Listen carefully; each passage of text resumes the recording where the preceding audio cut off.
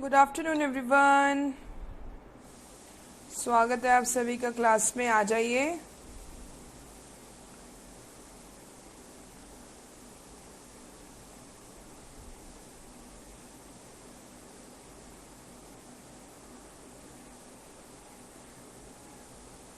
Good afternoon Kasturi, Paramita, Paridhi, Geetu.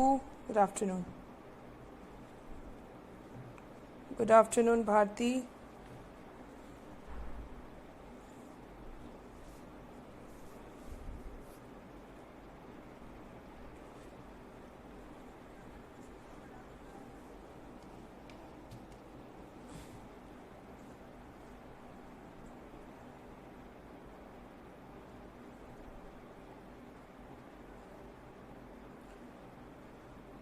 Okay आ जाओ सभी लोग यार। फिर हम लोग थोड़ा सा हेत्वाभास पे प्रीवियस ईयर क्वेश्चन करते हैं, फिर समझते हैं कंसेप्ट ऑफ अभाव और थ्योरी ऑफ कॉजेशन।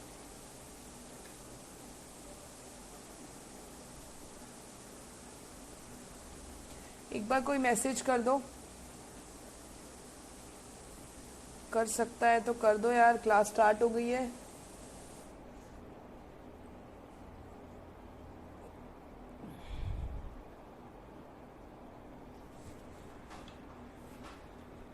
चलो क्वेश्चन स्टार्ट करते हैं। First question on your screen, solve करो।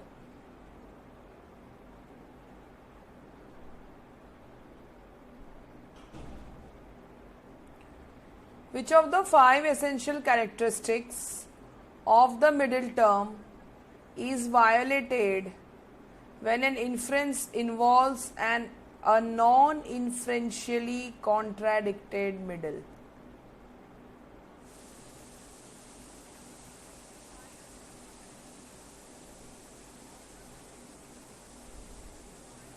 Good afternoon शिवाली, शालिनी, सोनाली, कविता।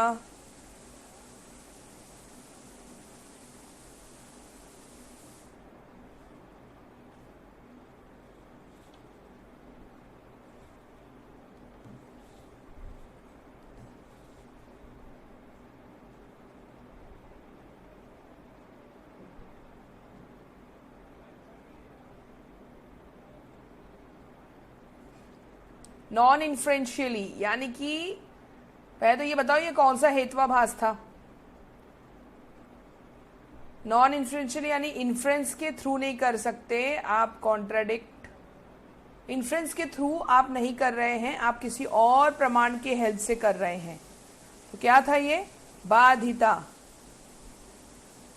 अब बाधिता में तुमको जानना है कि कौन से कैरेक्टरिस्टिक को ये वायलेट कर रहा है। तो पता है अबाधिता है, वो सिंपल है। अब अबाधिता में देखो ये तो नेगेटिव वाला होगा नहीं। Middle term must be present in major term तो नहीं था, वो माइनर टर्म था। वैसे ये तो पूरा ही स्टेटमेंट रॉन्ग है। पक्ष धर्माता था। ऑल पॉजिटिव इंस्टेंस वाला भी नहीं था। सपक्ष सत्व। You got the answer. B is the answer. Middle term must be non incompatible with the minor term. ये अबाधिता था, ठीक है, ध्यान रखना।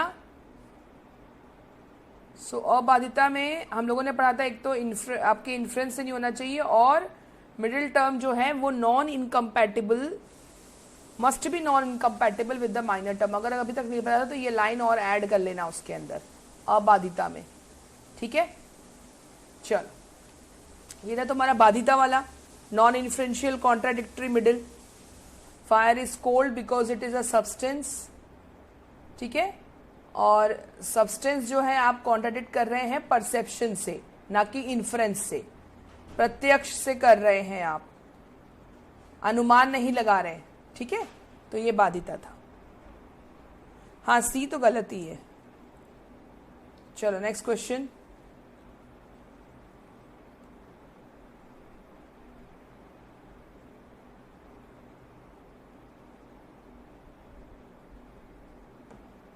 सी गलत है ना स्टेटमेंट, वहां तो माइनर टर्म होना चाहिए था ना। मिडिल टर्म माइनर टर्म में प्रेजेंट होना चाहिए। पक्ष धर्माता तो वो तो नहीं होगा, उसका वायलेशन से बाधिता नहीं हुआ है, अबाधिता के कारण हुआ है।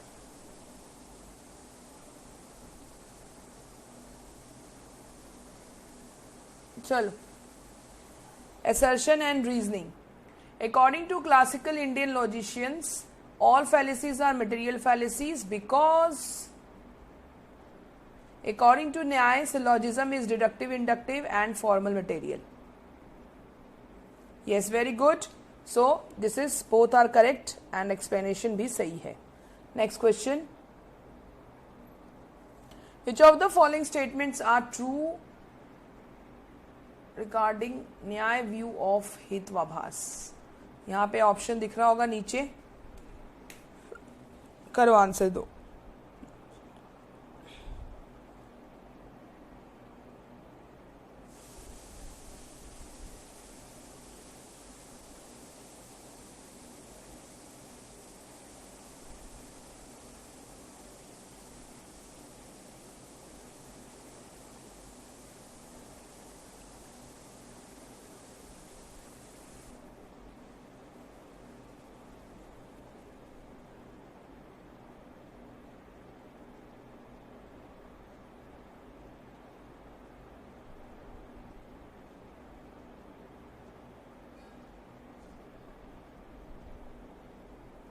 इजी है, ध्यान से देखो. भारती, स्टेटमेंट पढ़ो बेटा, ठीक से पढ़ो.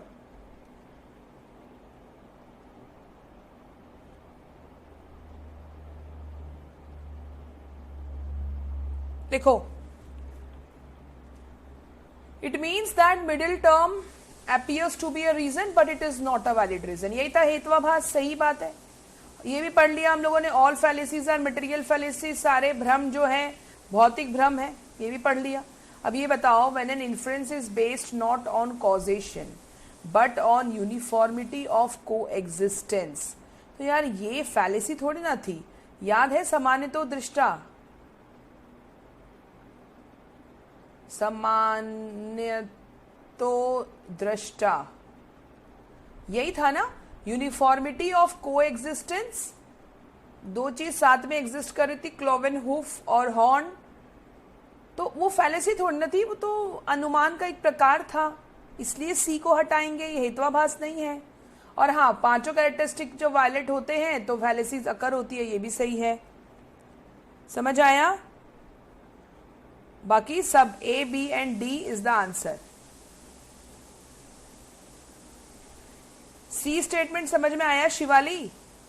ये बोल रहा है कि इन्फ्रेंस तब होगा जब आप कॉजेशन के थ्रू इन्फ्रेंस नहीं कर रहे बल्कि यूनिफॉर्मिटी ऑफ को एग्जिस्टेंस से कर रहे हैं. तो मैं तुमको उस समय पढ़ाया था कि कॉजेशन यानी कॉज इफेक्ट से पूर्वावत और शेषावत तो होता है, लेकिन व्हाट अबाउट सामान्य तो दृष्टा, उसमें कॉज इफेक्ट नहीं देखते लेकिन फिर भी इन्फ्रेंस निकाल रहे हैं, अनुमान लगाते हैं. तो अनुमान किस बेस पे लगा रहे हैं? को एग्जिस्टेंस के बेस पे. दो चीज साथ में एग्जिस्ट कर रही है. सो इन्फ्रेंस आप तभी भी लगा सकते हो. ये बोल रहा है कि फैलेसी हो जाएगी, फैलेसी नहीं होगी, फॉल्स स्टेटमेंट है. आया समझ में? So what is the answer? A, B and D.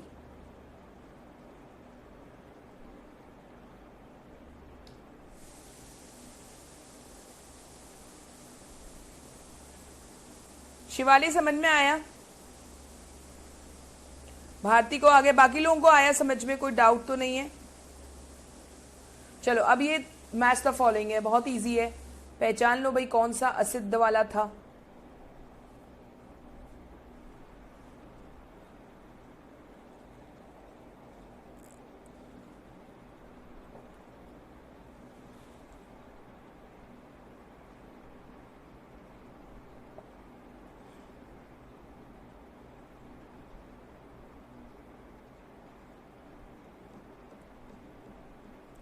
एक से ही बन जाएगा यार, इतना टाइम तो लगना नहीं चाहिए. आश्रय असिद्ध बताया था ना, माइनर टर्म अनरियल होगा. स्काई लोटस देखकर ही समझ में आ जाना चाहिए. चलो यहाँ पे नहीं करूंगी मैं, let's do in the question वाला आंसर वाला स्लाइड. देखो, आश्रय असिद्ध था ना आपका स्काई लोटस, फिर स्वरूप बदल गया, माइनर टर्म का स्वरूप बदल देता है, साउंड को विजिबल बना दिया तुमने. व्याप्तव्य असिद्ध रियल मोमेंट्री वाला था. और अनुपसंहारी ऑल ऑब्जेक्ट्स आर इटर्नल. देखो अब ये तुम लोग बोल रहे हैं नॉन इटर्नल होता है, कहाँ है यहाँ पे बीच में नॉन कहाँ है? बस तुमको ये देखना है कि माइनर टर्म के आगे ऑल लगा हो या एवरी लगा हो, और जो आपका मिडिल टर्म है वो ऑल नॉन एक्सक्लूसिव, मतलब वही सब कुछ इसमें समाहित हो, नोएबल है। ठीक है, ये वाला क्वेश्चन करो तो एक बार जरा।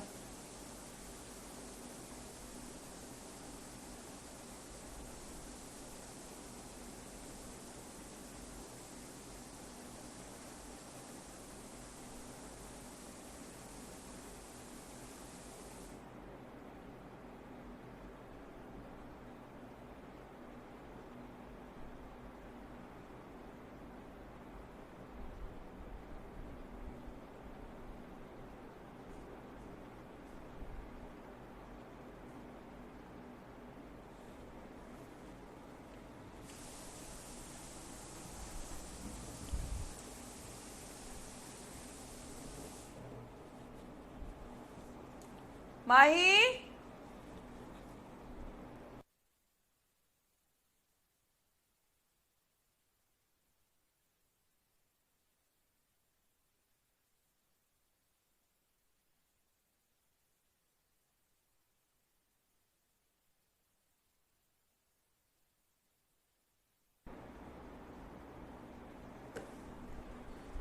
Okay, see every thinkable is nameable, every thinkable is nameable because it is thinkable। अब देखो ये एक क्वेश्चन है, अभी कौन सी फारेसी, कौन सा हेतवाभास है, that is again a question mark.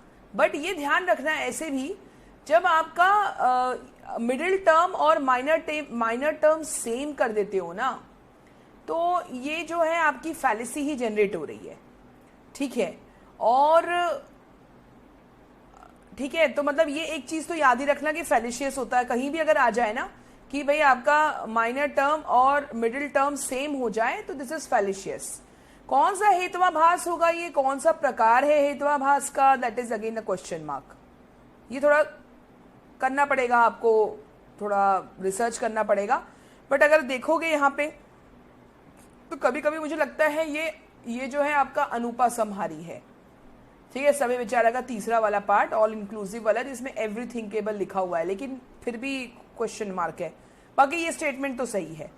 Now fallacy committed in this statement, ये बोला है कि इस स्टेटमेंट में जो फैलेसी है, it is called the extraordinary, असाधारण fallacy, because the middle term does not belong to anything other than the present minor term. ठीक है, तो यहाँ पे दूसरे स्टेटमेंट में पता चल भी गया तुमको हेतवाभास की क्या है। तो देखो यार, ये सेम कर दिया है तो आपने असाधारण फैलेसी बोल दिया कि यार मिडिल टर्म जो है वो माइनर टर्म के बिल्कुल भी मतलब किसी और के से रिलेटेड नहीं है। सेम करने के बाद ये क्वेश्चन ही मेरे को उतना मजा नहीं आया था। ठीक है, असाधारण फैलेसी, देखो अब यार असाधारण फैलेसी तुम थिंकेबल कर दो तो अब वो असाधारण फैलेसी हो जाता है। जो बनाने वाला क्वेश्चन था ना, उसने बहुत अच्छे से नहीं बनाया, जबरदस्ती रिसर्च करके बना दिया है। ऐसा नहीं होना चाहिए। देखो ऐसा होना चाहिए जैसे था कि साउंड है तो audible, audibility is related to only sound, वो वाला समझ में आता है। या लाइट लगा दो वहां पे तो लाइट विजिबल जो है लाइट ही है ना, तो चलेगा, ठीक है, वो चलेगा। लेकिन यहाँ तुम मिडिल और माइनर टर्म सेम कर दो और बोल दो कि हाँ यार असाधारण फैलेसी है क्योंकि मिडिल टर्म नैरो हो गया है and it is only related to the your minor term. अब अगर देखोगे तुम तो नेमिएबल, देखो इसमें क्या था कि एक और चीज देखो, असाधारण फैलेसी में एक और दिक्कत, असाधारण फैलेसी में ये था कि मिडिल टर्म आपका ना तो सपक्ष में है ना विपक्ष में है, ना सपक्ष में है ना विपक्ष में है। तो फिर इसका मतलब जो नाम देने योग्य है वो थिंकेबल, विचारणीय नहीं होते क्या, है ना। नाम देने योग्य जो है वो, इनके कहने का मतलब तो यही हुआ ना, जो नाम देने योग्य है वो भी विचारणीय नहीं है, मतलब जो नेमिएबल है वो भी थिंकेबल नहीं है, और जो नहीं है नेमिएबल वो भी थिंकेबल नहीं है। सो इट्स अ वेरी मतलब क्वेश्चन मार्क ही है। ठीक है, so I don't know what it is. चलो यार, ये क्वेश्चन मुझे कभी से पसंद नहीं आया था, पर ठीक है, यू रिमेंबर इट कि हाँ एनटीए ने ऐसा किया था। कभी रिपीट होता है तो ये ना हो कि यार हमको आता ही नहीं है। चलो, कम टू दिस क्वेश्चन।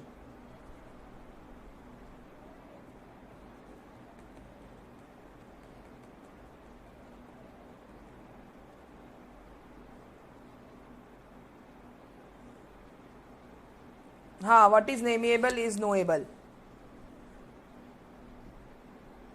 तो थिंकेबल क्या सोचने योग्य है, वैसा तो यार अब ये क्या बात हुई कि आप उसके बारे में सोच नहीं सकते।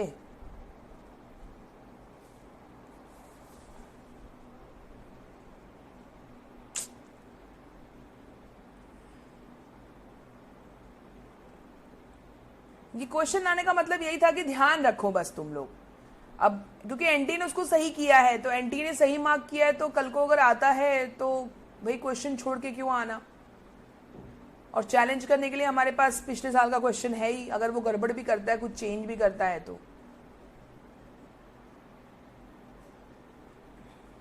चलो छोड़ो वो क्वेश्चन, अभी इस पे आ जाओ। If we infer Socrates is a man because he is mortal, we commit the fallacy named as sadharan by classical Indian logician. अब साधारण है क्या ये फैलेसी? देखो, साधारण फैलेसी मतलब आपका मिडिल टर्म वाइड है, तो मिडिल टर्म वाइड है तो मॉर्टल हमारा मिडिल टर्म है।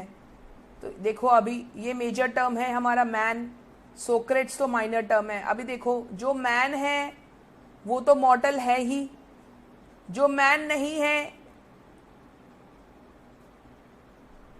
वो भी तो मॉर्टल है ना। जो मैन नहीं है वो भी तो मॉर्टल है, एनिमल्स है, बर्ड्स है, रेप्टाइल्स है, एवरीथिंग इज मॉर्टल ऑन अर्थ, सब नश्वर है। तो इसका मतलब सही है ये साधारण फैलेसी।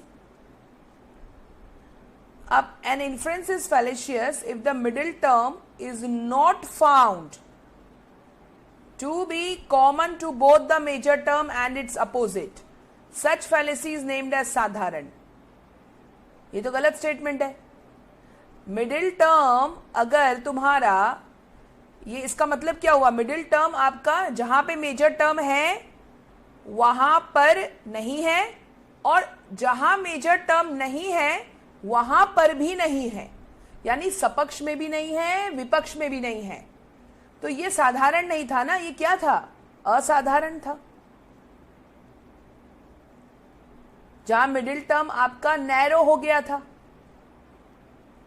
अगर यही लिखा होता कि an inference is fallacious if the middle term is found to be, not नहीं होता, is found to be common to both the major term and its opposite, यानी कि जहां पे मेजर टर्म है वहां पे भी मौजूद है, जहां मेजर टर्म नहीं है वहां पर भी मौजूद है, तो फिर आपका वाइड हो गया था, साधारण फैलेसी हो जाना था, तब ये स्टेटमेंट सही था। लेकिन अभी क्या हुआ है? ये स्टेटमेंट फॉल्स हो गया है, और पहला वाला स्टेटमेंट सही है हमारा, वो साधारण फैलेसी ही है, क्योंकि मॉर्टल इज वेरी वाइड। मॉर्टल तो हर कोई है, सिर्फ मैन ही मॉर्टल नहीं है, एवरीथिंग इज मॉर्टल। समझ में आया? Understood. So what is the answer? C is the answer. कोई भी सी किया है? परिधि ने सिर्फ किया है, आशी ने किया है। बाकी लोगों को समझ में आया क्वेश्चन?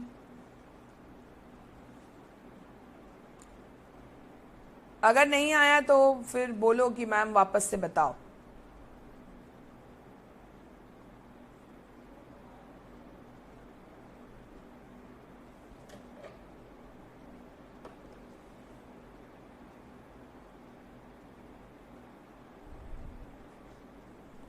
डाउट है? नहीं है तो फिर आगे बढ़ते हैं। Next question.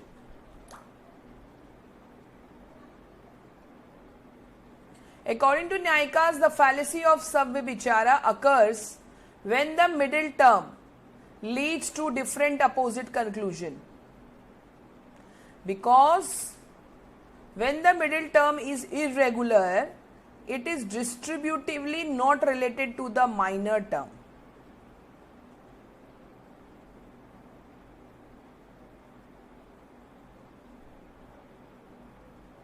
ध्यान से करना क्वेश्चन।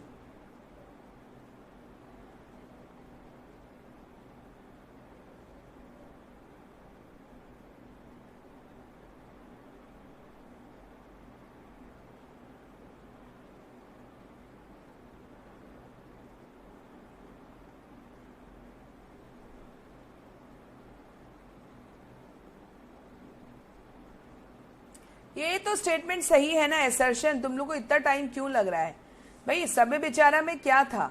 इरेगुलर मिडिल था जो कि अलग अलग कंक्लूजन निकाल निकाल के दे रहा था, यही था सभ्य विचारा, इरेगुलर मिडिल। लेकिन यहां पे देखो reason, When the middle term is irregular, it is distributively not related to minor term होगा या major term होगा. मिडिल टर्म और मेजर टर्म के ही रिश्ते को हम देखते हैं ना, है कि नहीं. अभी तुम देखो सब बेचारा में मिडिल टर्म और मेजर में ही देख रहे हैं. कहीं पे मेजर सपक्ष विपक्ष वाला खेल था, दोनों में मौजूद था, कहीं पे दोनों में ही मौजूद नहीं था. फिर तो मिडिल और मेजर के बीच में ही होता है जो भी होता है ना. तो इसलिए ये वाला स्टेटमेंट कैसा है, फॉल्स. ये वाला स्टेटमेंट कैसा है, यहाँ पे माइनर टर्म के बजाय क्या होना चाहिए था, middle term, sorry major term. यार मेजर टर्म होना चाहिए था, है ना. मिडिल टर्म की जगह पे क्या होना चाहिए था, मेजर, सॉरी माइनर जो टर्म लिखा है यहाँ पे इसकी जगह पे मेजर टर्म होना चाहिए था. समझ आ रहा है. हाँ मेजर होता है. Very good. देखो स्टेटमेंट वाले क्वेश्चन सोचो, ये 2022 के क्वेश्चन है. ये वही साल है जब मैंने जेआरएफ निकाला था. और मुझे याद है उस साल बच्चों की हालत खराब हो गई थी इंडियन लॉजिक में. बच्चों की हालत खराब हो गई थी 2022 के एग्जाम में. एंड आई नेल्ड इट, क्योंकि मेरे को इंडियन लॉजिक एकदम जबरदस्त था मेरा. तो ये होता है भैया, कोई साल में बहुत कठिन कटे. जैसे इस बार फिर से दिसंबर 2024 में कुछ अजीब क्वेश्चन आए हैं.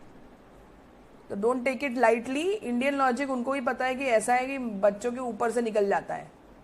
क्वेश्चन सॉल्व करो जितना तो क्वेश्चन सॉल्व. नहीं समझ में आता है तो पूछो, और फिर भी नहीं आ रहा तो एक बार वापस से देखो, मंथन करो, पूरे हेतवाभास के नोट्स को लेकर बैठो साथ में.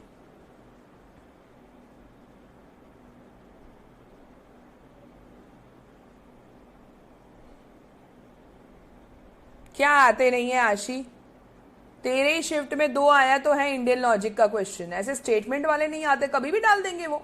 उन्होंने मना थोड़ी ना किया कि हम स्टेटमेंट वाले अब नहीं डालेंगे. ये तो जबरदस्ती के. देख मैंने क्या बोला, एजुकेटर कम यूट्यूबर का काम क्या है, उनको कुछ ना कुछ वीडियो बनाना है, नहीं तो यूट्यूब का व्यूज गिर जाएगा ना उनके चैनल का. तो अपना चलो क्या बनाए, चलो हाँ भाई पैटर्न चेंज हो गया. अरे पैटर्न चेंज ऑफिशियली हुआ है क्या? ऑफिशियल कहीं देखा तुमने नोटिफिकेशन कि हाँ भाई हमने पैटर्न चेंज कर दिया है, हम असर्शन रीजनिंग नहीं पूछेंगे? ये सब वीडियोस मत देखा करो, मैं बता रही हूँ तुम लोगों को. समझदार लोग कभी नहीं देखते हैं. मेरे टाइम में एक था वो बाईजूस का जो अभी फिजिक्स वाला में है, हर कभी बस आला तथा सनसनीखेज खबर लेकर. Don't waste your time in those nonsense things.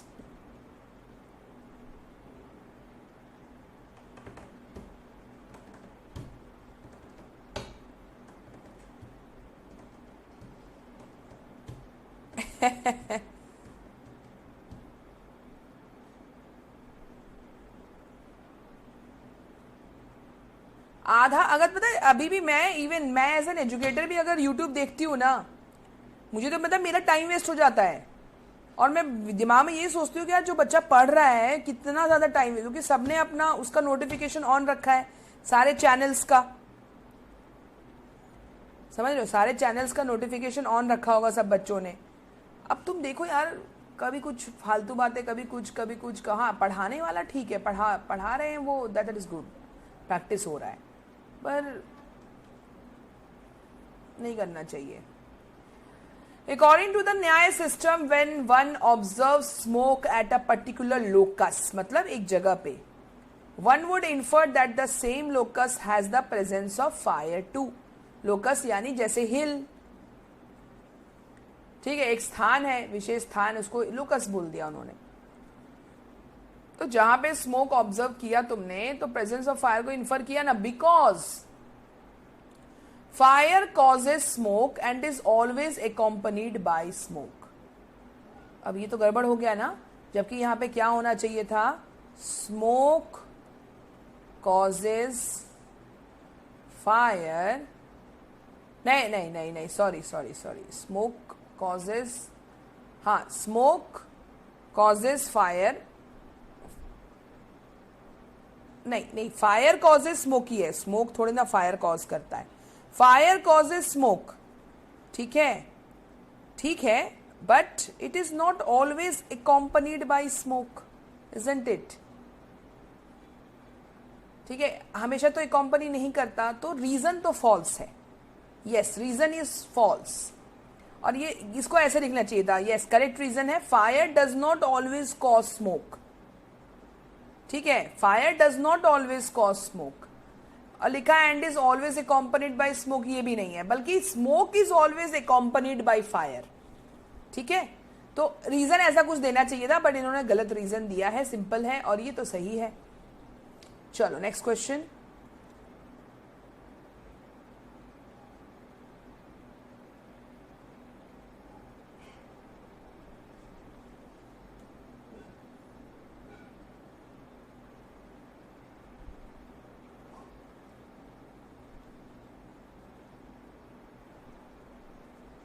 हाँ, तो वही तो बोला बेटा Paridhi, smoke is always accompanied by fire, not fire is always accompanied by smoke. नहीं होगा ना, जहां जहां पे फायर वहां स्मोक कहाँ था, है ना, हॉट आयरन बॉल सबसे बड़ा एग्जाम्पल है। तो smoke is always accompanied by fire, इसलिए ऐसा लिखना चाहिए था, fire does not always cause smoke.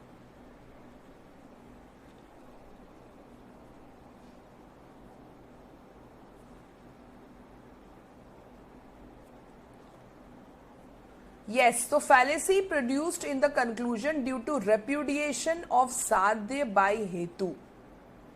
repudiation यानी खंडन करना, अगेंस्ट में जाना, तो हेतु जो है साध्य के अगेंस्ट में जा रहा है, मतलब क्या हुआ, वेरी सिंपल, विरुद्ध फैलेसी।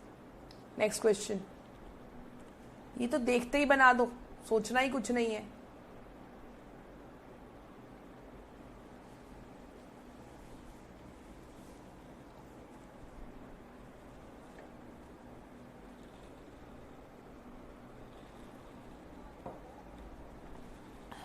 कॉन्ट्राडिक्शन, यस, ये तो देखते ही समझ में आ रहा है। गोल्डन माउंटेन इज अनरियल, है ना, तो आश्रय असिद्ध फैलेसी, आश्रय असिद्ध फैलेसी। ये ना अच्छे गलत लिखा हुआ है, ठीक है, आश्रय सिद्ध नहीं होगा, ये देखो लिखने में हो जाता है गड़बड़, वो हिंदी में ऐसे होता है, दिस इज आश्रय असिद्ध, द और ध आधा, असिद्ध। ठीक है, चलो नेक्स्ट क्वेश्चन, ये देखो क्या है, ये fire is not warm because it is produced such as water. क्या हो सकता है,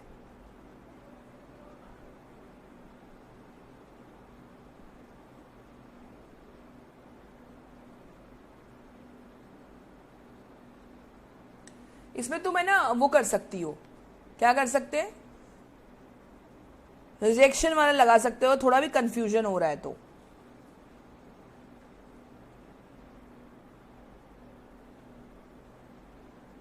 अरे वाह यार, तुम तो बहुत होशियार हो यार, वेरी गुड।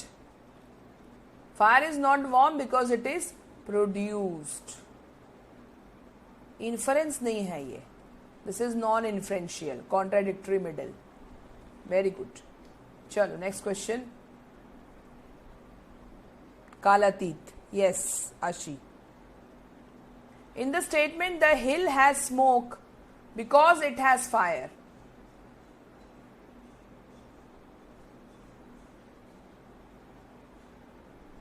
ध्यान से करना इसको,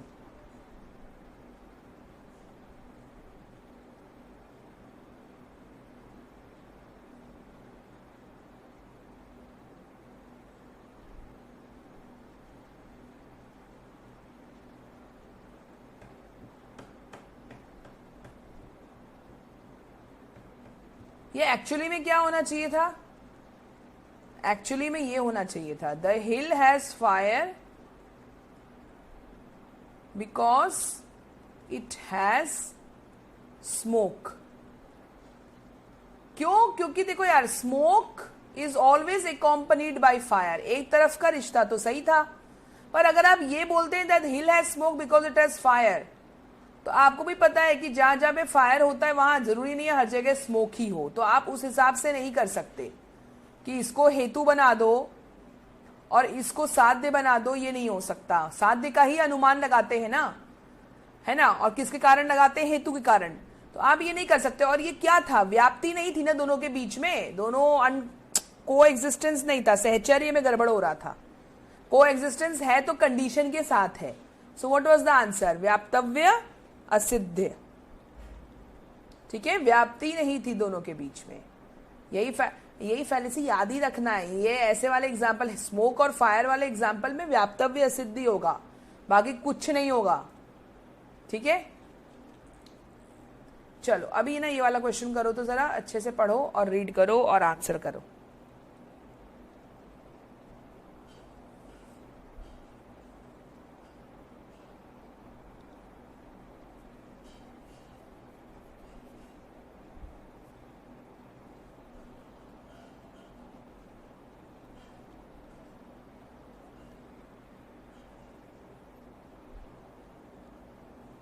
समझ में आ गया? परिधि को समझ आ गया, कस्तूरी को, शिवाली और भारती समझ आ गया कि नहीं? या बाकी बच्चे जो हैं, जो चुपचाप सुन रहे हैं, देख रहे हैं, पूछ सकते हैं. Which of the following is incorrect claim? देखो, इन द कंटेक्स्ट ऑफ व्याप्ति, बहुत लंबे लंबे सेंटेंस लिखे, पढ़ो.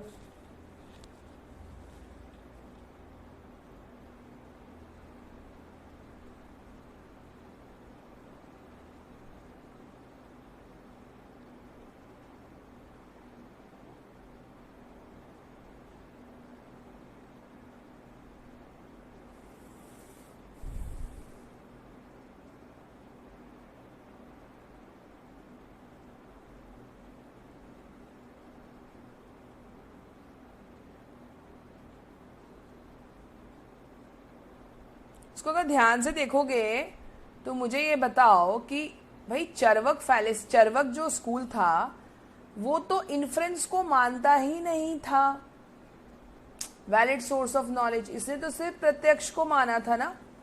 तो जब वो इन्फ्रेंस को मानता ही नहीं था तो कुछ भी बोल ले बेटा वो व्याप्ति के बारे में, ये तो स्टेटमेंट ही गलत है. वो व्याप्ति के बारे में क्यों बात करेगा? आ रहा है समझ में? तो ये बोल रहा है it is possible to ascertain that smoke is invariably and universally attended with fire all the time. ये सब बातें वो करेगा भी नहीं चर्वक. इसका कारण समझोगे क्यों स्टेटमेंट इनकरेक्ट है. वो प्रत्यक्ष को माना था, इन्फ्रेंस की तो बात ही नहीं करनी, उसको व्याप्ति आएगा ही नहीं. व्याप्ति तो इन्फ्रेंस में आता है ना. व्याप्ति की बात हम करते हैं जब हम किसी चीज का अनुमान लगा रहे हैं, तो मिडिल और मेजर के बीच में व्याप्ति होना चाहिए, तो वैलिड इन्फ्रेंस होगा. सिंपल सी बात है. अब बाकी स्टेटमेंट पढ़ो. चर्वक का समझ में आ गया. They rely solely on perception as the valid source of knowledge and are skeptical of the generalization required for व्याप्ति. बुद्धिस्ट के लिए करेक्ट था बिकॉज बुद्धिस्ट लॉजिशियन एक्सेप्ट व्याप्ति and argue that it can be established without examining all possible instances. ठीक है, जैसे using a method called अन्वय व्यत्रिका, जहां पे प्रेजेंस और एब्सेंस दोनों में हो रहा है. तो उनको ऐसा था कि भाई आपको सारे इंस्टेंसेस एग्जामिन करने की जरूरत नहीं है, आप व्याप्ति बिठा सकते हो. ठीक है, मिडिल और मेजर के बीच में व्याप्ति. वेदांत क्या बोलते थे? वेदांती ये एक्सेप्ट करते थे कंसेप्ट ऑफ व्याप्ति and maintain that the relationship between smoke and fire is coexistent, meaning that smoke accompanies fire without exception and that they are never known to be separate. वो ऐसे उल्टा नहीं देख रहे थे, ये बोलते कि स्मोक और फायर है क्योंकि स्मोक हमेशा जो है फायर को अकॉम्पनी करता है विदाउट एक्सेप्शन. ये वेदांत का था. कैसे भाई? एग्जाम्पल तो तुम्हारे सामने ही है कि स्मोक हमेशा अकॉम्पनी नहीं करता, लेकिन वेदांत बोलते थे कि हाँ करता है भाई. ये दोनों के बीच में व्याप्ति है, स्मोक और फायर के बीच में को एग्जिस्ट कर रहे हैं विदाउट एक्सेप्शन. वहीं तुमको पता है न्याय ने तो इस बात को खंडन ही किया था. न्याय ने बोला था कि भाई व्याप्ति के लिए दोनों जो है एकदम मतलब को एग्जिस्टेंस विदाउट कंडीशन होना चाहिए. तो देखो सब अलग अलग बातें कर रहे हैं, देखते जाना तुम. है तो एक ही बात, व्याप्ति की ही बात कर रहे हैं, but they have their different view point. Buddhist बोलता है कि यार हमको व्याप्ति एक्सेप्ट कर रहे हैं और सारे इंस्टेंसेस को एग्जामिन करने की जरूरत नहीं है, क्योंकि अन्वय व्यत्रिका में क्या होता है, इन्फ्रेंस जो था ना टाइप अन्वय व्यत्रिका, उसमें क्या था, एग्रीमेंट प्रेजेंस में भी है, एब्सेंस में भी है, तो फिर क्या दिक्कत है भाई. ठीक है. इसके बाद वेदांत बोल रहे थे कि हाँ स्मोक और फायर को एग्जिस्ट करता है. उनके हिसाब से व्याप्ति का कंसेप्ट बिल्कुल सही, दोनों के बीच में व्याप्ति है, स्मोक और फायर के बीच में, है ना. लेकिन न्याय ने बोला कि यार उपाधि तो लग रही है, कंडीशन तो लग रहा है ना, तो फिर व्याप्ति कैसे हुई? क्योंकि व्याप्ति तो है, या व्याप्ति का मतलब है universal concomitance, invariable relation without condition, unconditional होना चाहिए। तुमको समझ में आ रहा है? तो ये सब थोड़े व्यू पॉइंट्स ध्यान रखना, और चर्वक को तो कोई मतलब ही नहीं है। ठीक है, एक बार पढ़ लेना अच्छे से वापस से और फिर समझना। चलो अब हम आते हैं हमारे अपने टॉपिक पे, दैट इज थ्योरी ऑफ अभाव। बहुत ध्यान से पढ़ेंगे अभाव, और पूरा फुल कंसंट्रेशन यहाँ पे रखना, ठीक है, फुल कंसंट्रेशन। हाँ तो शिवाली बेटा 1 सही है ना? तुम लोगों का अगर सही दिया है 1 तो बिल्कुल सही है, 1 is the answer.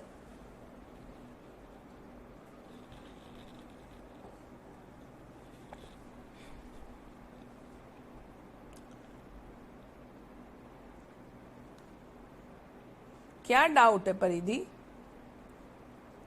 Anvay व्यतिरिकी Jainism वालों ने दिया? नहीं नहीं नहीं नहीं नहीं, नहीं। अन्वय व्यतिरिकी मतलब मल्टीपल रियलिटी नहीं है भाई। मल्टीपल रियलिटी इज अनैकांतिका।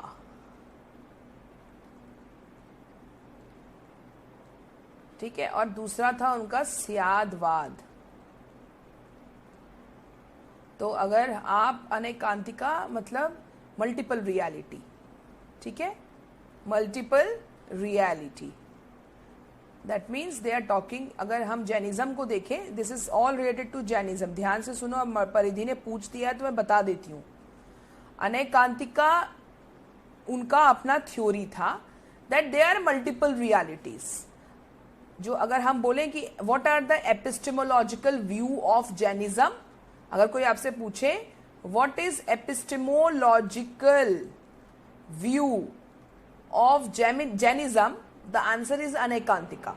अनैकांतिका का मतलब ये था कि अगर आप कुछ देख रहे हो सामने, पहाड़ देख रहे हो, तो पहाड़ के बारे में, मतलब पहाड़ के बारे में आप जो भी बातें करते हो ना, जो भी रियलिटी आपको पता है किसी भी ऑब्जेक्ट के बारे में, that is not enough. There are multiple realities about that mountain. सच्चाई बहुत सारी है, और इतनी सारी है कि एक इंसान के लिमिट में नहीं है उसको जानना। अब जानने वाली बात आ गई तो यहीं पे स्यादवाद आ गया, that it is not possible for a human being to know about all the realities of an object. Limitless है। तो इसी कारण से देखो, स्यादवाद हो गया उनका, सॉरी एपिस्टेमोलॉजिकल नहीं यार, क्या बोल रही हूं मैं, रियलिटी मतलब मेटाफिजिकल, सॉरी मेटा, ये मेटाफिजिकल व्यू है जो रियलिटी की बात करता था। ठीक है, and this is epistemological view. So कहने का मतलब समझो कि अकॉर्डिंग टू जैनिज्म दे से कि अगर गुलाब का फूल है तुम्हारे सामने, तो गुलाब के फूल की there are multiple realities about that rose, तो अनैकांतिका।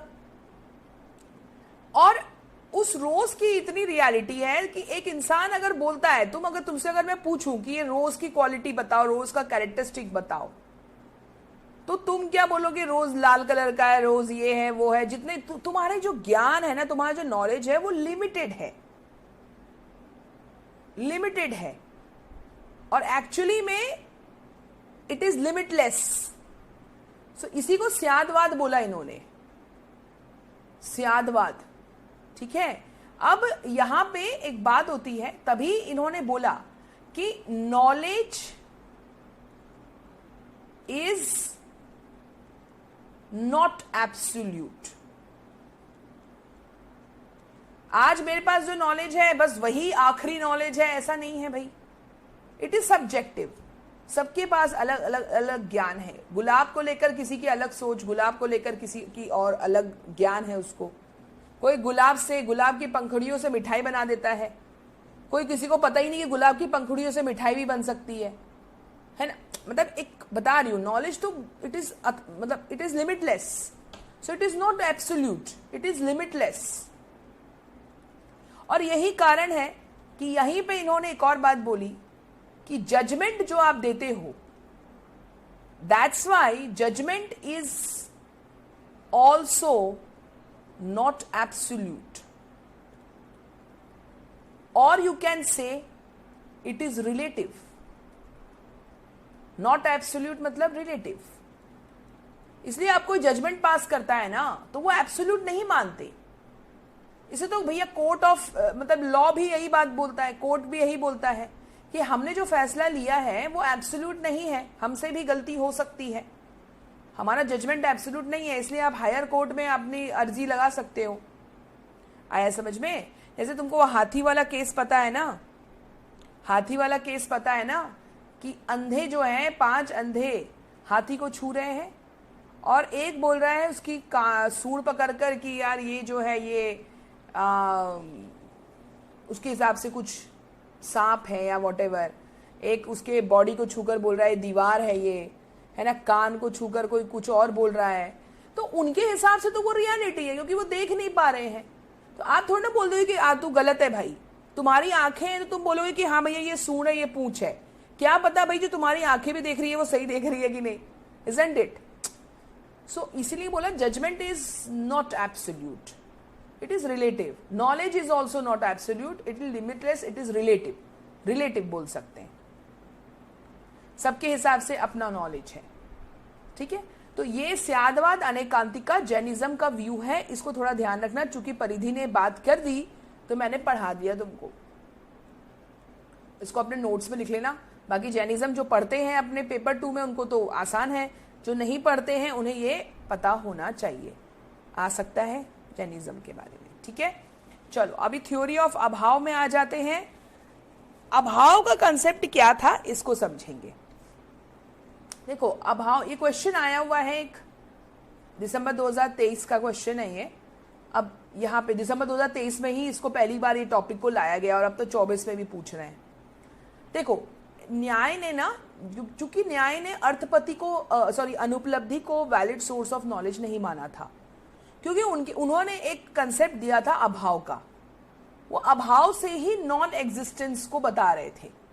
नॉन एग्जिस्टेंस यानी कोई चीज मौजूद नहीं है, उसको अभाव बोलते हैं सिंपल हम लोग.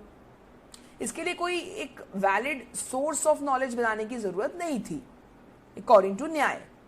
अब अभाव को समझेंगे कि अभाव क्या चीज है, कितने टाइप के होते हैं ये अभाव. ठीक है. तो अगर हम देखें तो अभाव 2 टाइप के हैं. एक है संसर्ग अभाव और दूसरा है अन्योन्य अभाव. हिंदी वर्ड ही याद रखना, इंग्लिश तो साथ में रखना ही, हिंदी वर्ड वो ज्यादा पूछेंगे तुमसे. संसर्ग अभाव यानी को रिलेशनल नॉन एग्जिस्टेंस. 2 चीज रिलेशन में है साथ में. और ये है अन्योन्य अभाव, म्यूचुअल नॉन एग्जिस्टेंस.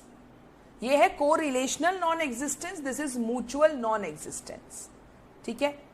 फिर संसर्ग अभाव भी 3 पार्ट में डिवाइड हो गया. अन्योन्य अभाव का कोई पार्ट नहीं है, दिस इज सिंगल. एंड संसर्ग अभाव के 3 और पार्ट है. प्रागाभाव यानी प्रायर नॉन एग्जिस्टेंस, प्राग अभाव.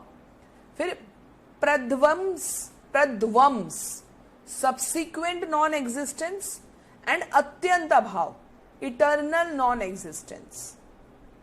ये 3 टाइप है. अब एक एक करके समझते हैं. सबसे पहले हम अन्योन्य अभाव को समझते हैं कि ये क्या चीज है, म्यूचुअल नॉन एग्जिस्टेंस क्या होता है. तो यहां समझोगे म्यूचुअल नॉन एग्जिस्टेंस यानी अन्योन्य अभाव, ये क्या है? ये नॉन एग्जिस्टेंस है ड्यू टू बीइंग डिफरेंट. कहने का मतलब ये कि table is different from a chair. Table और चेयर दोनों अलग है, तो हम बोल सकते हैं ना कि टेबल में चेयर मौजूद नहीं है और चेयर में टेबल मौजूद नहीं है. सिंपल सी बात है. टेबल में क्या चेयर मौजूद है? नहीं है ना. Chair in a table, chair does not exist. And also in the table, in the chair table does not exist. इसी को बोला म्यूचुअल नॉन एग्जिस्टेंस. तो ये नॉन एग्जिस्टेंस किस लिए है? क्योंकि दोनों अलग अलग है भाई.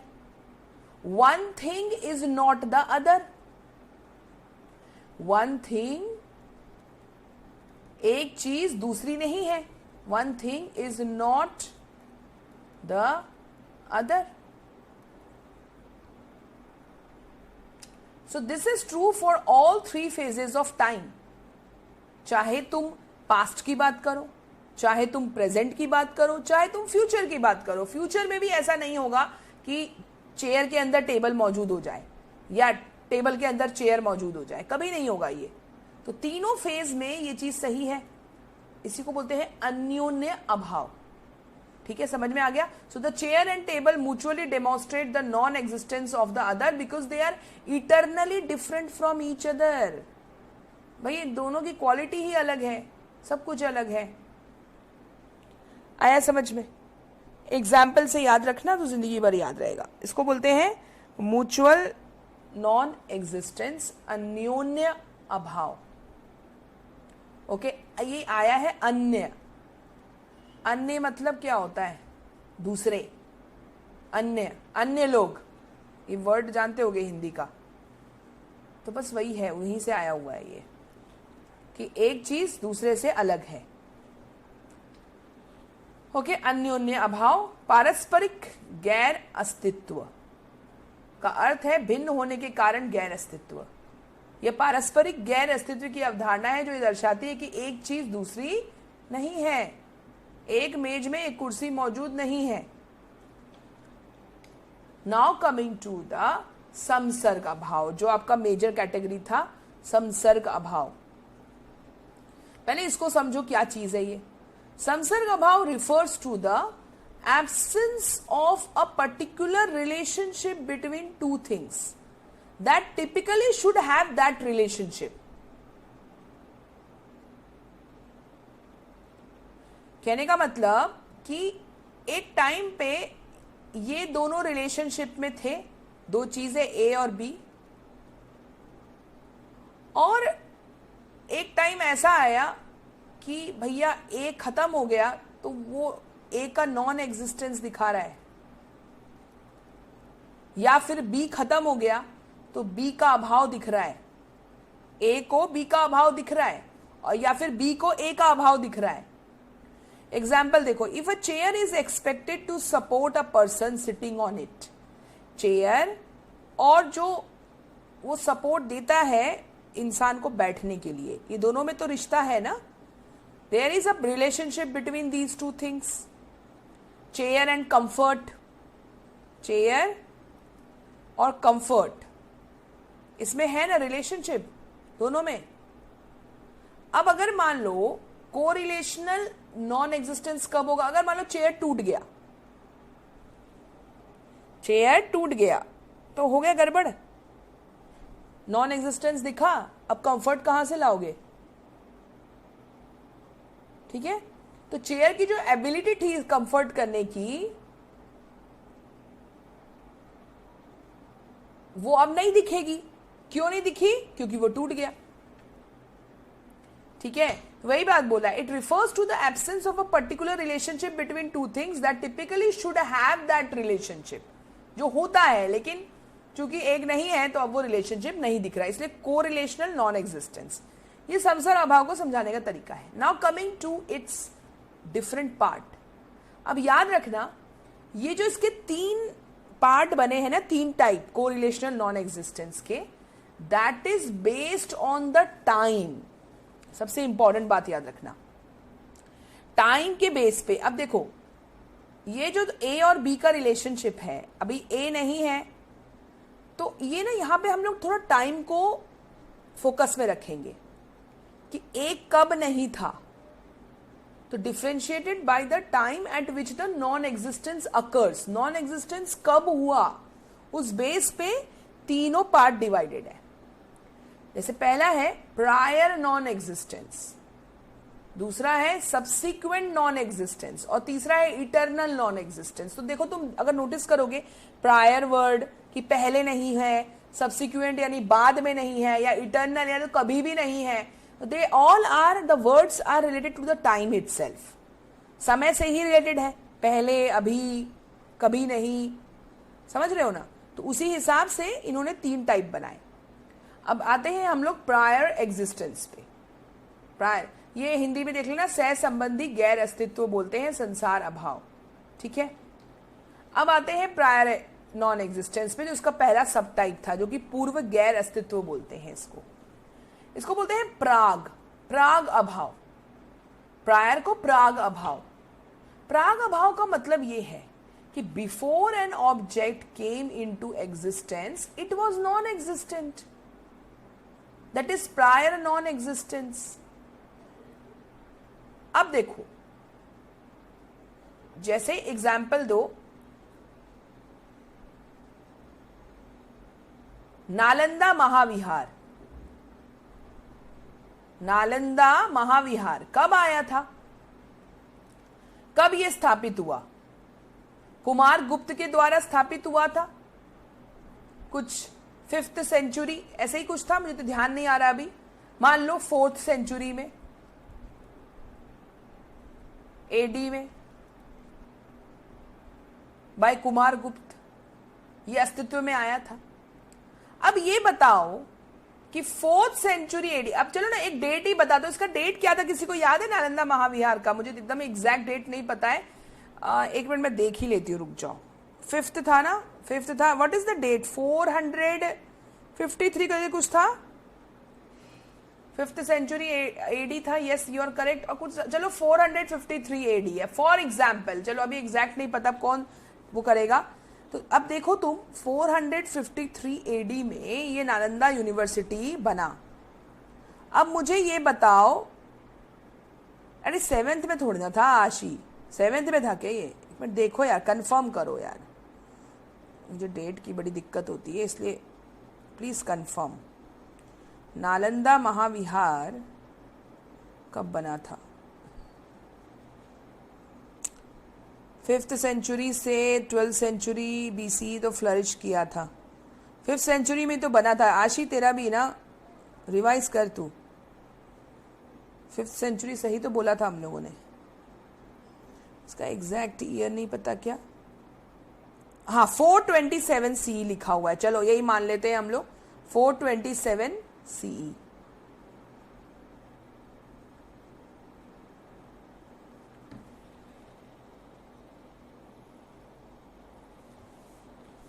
फोर्थ 27, ठीक है, एग्जैक्ट कितना है? 427 CE यानी AD ही होता है, ठीक है। चलो तो अब मुझे ये बताओ कि 427 AD से पहले क्या इसका एग्जिस्टेंस था, नालंदा महाविहार का? नहीं था ना, उसी को हम प्रायर नॉन एग्जिस्टेंस बोलते हैं, कि ये जब वजूद में आया था उससे पहले तो ये नहीं था। अगर कोई बोले कि 400 BC में नालंदा महाविहार था, नहीं था। 427 AD से पहले ये एग्जिस्टेंस में नहीं था, इसी को प्रायर नॉन एग्जिस्टेंस बोलते हैं। So it implies that a non-existent object could be created, produced or generated in future. बाद में इसको बनाया गया। जैसे कि मैं पैदा हुई, तुम पैदा हुए कोई डेट को, मान लो कोई बच्चा 1991 17 अगस्त 1991 में पैदा हुआ, तो 17 अगस्त से पहले तो उसका एग्जिस्टेंस नहीं था ना, इसी को हम प्रायर नॉन एग्जिस्टेंस बोलते हैं, ठीक है। So before a cake comes into existence it's non existence was prevailing without any beginning, इसलिए इसको प्राग अभाव बोलते हैं। अब इसमें एक और चीज याद रखना कि प्राग अभाव जो है, इस अभाव का एंड हो जाता है ना, इस अभाव का एंड तुमको पता है भाई। 427 जो 17 अगस्त 1991 is the end of the non existence of that particular person. उस इंसान का अभाव जो था पहले, वो 17 अगस्त में एंड हो गया। तो प्राग अभाव का एंड जरूर है, पर प्राग अभाव का बिगिनिंग का पता नहीं है हमको भाई। वो तो समय से कितने पहले, हमको तो यही पता नहीं है समय कब स्टार्ट हुआ, टाइम कब स्टार्ट हुआ, किसको पता है? किसी को नहीं पता है। तो उसका बिगिनिंग हमको नहीं पता कि भैया ये प्रायर एग्जिस्टेंस शुरू कब हुआ था, पर हमको एंड पता है कि 17 अगस्त को एंड हो गया था और भाई फिर वो एग्जिस्टेंस में आ गया। आया समझ में? तो इसको बोलते हैं प्रायर नॉन एग्जिस्टेंस। अब आ जाओ सब्सिक्वेंट नॉन एग्जिस्टेंस में, यानी कि प्रध्वंस अभाव। अब समझो नालंदा महाविहार को जो है एंड कब हुआ था, ये आपका वेरी गुड शालिनी 1197 में खिलजी ने बर्बाद कर दिया, इसको खत्म कर दिया, निस्त नाबूद कर दिया, जला मला के एकदम मार काट मचा के, इनका तो काम ही यही है, क्या ही बोले, तो खत्म कर दिया नरसंहार करके। उससे भी मन नहीं भरा तो बुक्स भी जला दी, भाई विद्या को भी खत्म करो, ऐसे कैसे इतना फ्लरिश कर रहा है। अब इसके बाद इस ईयर या वो जो महीना होगा जब खत्म किया गया था, उसके बाद नालंदा महाविहार का अभाव देखा गया, इसी को बोलते हैं सब्सिक्वेंट नॉन एग्जिस्टेंस। तो it is state of non existence that follows the destruction और cessation of an object. Object खत्म हो गया तो उसके बाद उसका अभाव है, सिंपल। कैरेक्टरिस्टिक क्या है? टेम्पोरल एस्पेक्ट आप देख सकते हो उसमें, रिलेशन टू द डिस्ट्रक्शन, सही बात है। If a clay pot is broken, प्रध्वंस अभाव of the pot is the state of non existence that begins after the pot has ceased to exist. Pot टूट गया, उसके बाद उसका प्रध्वंस अभाव चालू हो गया। अब देखो, अब बताओ मुझे, इस प्रध्वंस अभाव का एंड है या बिगिनिंग में तुमको मिल जाएगा? बताओ, क्या तुमको इसका बिगिनिंग पता है या तुमको इसका एंड पता है? ये बताओ, प्रध्वंस अभाव का तुमको बिगिनिंग पता है या एंड पता है? जल्दी बताओ।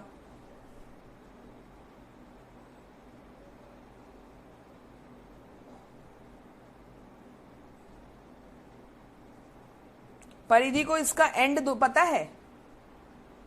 नालंदा महाविहार का अभाव कब एंड होगा तुमको पता है क्या? वैसा महाविहार दोबारा कभी बनेगा परिधि? नहीं ना, with the same quality? No, absolutely not. आपको इसका सिर्फ बिगिनिंग पता है, यू नो ओनली बिगिनिंग।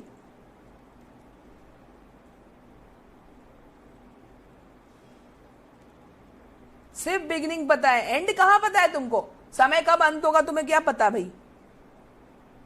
दोनों कर रहे हो। यू नो ओनली बिगिनिंग कि भैया ये डेट था जिसमें इसका अभाव स्टार्ट हो गया।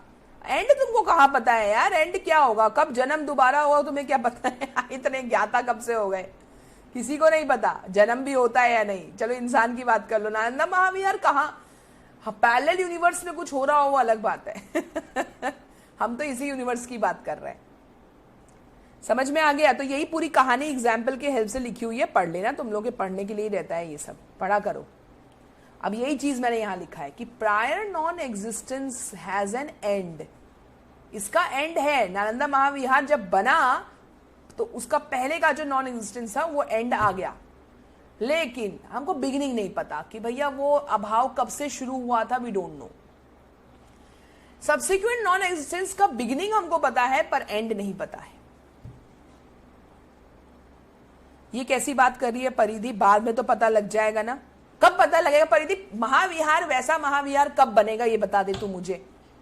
तू कोई वो है क्या कि भैया नालंदा महाविहार अब जो है फिर से युग बदलेगा, कलयुग आएगा जब, तो कलयुग में इस दिन पे हमें मिलेगा? ऐसा थोड़ी ना यार, ये तो थ्योरी है, it's not practical, you don't know. वो महाविहार दोबारा थोड़ा ना आने वाला है। यूनिवर्सिटी तुम बना दोगे तो यूनिवर्सिटी तो बन रही है, तो university will not be equal to the Mahavihara, that actual Mahavihara. अब तुम ये बोल दो कि मैम यूनिवर्सिटी तो बन गई ना, तो यूनिवर्सिटी की तो वैल्यू भाई कैरेक्टरिस्टिक चेंज हो गई। अब परिधि तुम जाओगी, जब तुम्हारा जन्म आ जाएगा, तुम्हारा दूसरा जन्म लोगी, तो तुम्हारी तो कैरेक्टरिस्टिक बदल गई ना। वो परिधि राठौड़ तो नहीं रहेगी ना, वो चीज तो नहीं रहेगा ना, वो एसेंस तो नहीं रहेगा ना परिधि का। ठीक है, समझ आ गया? चलो, तो ये है prior non existence has an end but no beginning.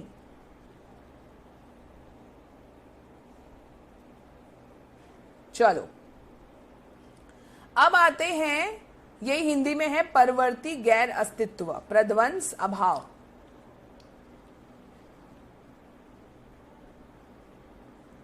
देखो कस्तूरी बोले मैम होरोस्कोप में आगे की बात तो बता देते हैं कैसे। अरे तो आगे की बात बताते हैं बेटा, लेकिन ये थोड़ा ना बताते हैं कि कस्तूरी अगर गई तो कस्तूरी दोबारा जन्म ले लेगी कस्तूरी के ही रूप में। यार तुम लोग कैसी कैसी बातें करते हो। होरोस्कोप आगे की बात बताता है, पर जो जिसका अभाव हो गया उसका अभाव हो चुका, वो कब एग्जिस्टेंस में आएगा यू डोंट नो, वो नहीं आएगा, ऑब्वियस है, उसका एंड ही नहीं है, यू डोंट नो, वो उसी एसेंस के साथ तो नहीं आएगा, ऑब्वियस है। होरोस्कोप तो आपको आगे के फेनोमेना बताते हैं कि आगे क्या होगा, बट अगर एक चीज का अभाव हो गया, अगर घड़ा टूट गया, वो घड़ा सेम एसेंस के साथ, यू डोंट नो वो अभाव कब खत्म होगा, नोबडी नोज। अब लास्ट है इटर्नल नॉन एग्जिस्टेंस, अत्यंत अभाव। क्या है मतलब, कहने का मतलब ना तो ये पास्ट में एग्जिस्ट करता था, ना प्रेजेंट में करता है, और ना फ्यूचर में कभी करेगा।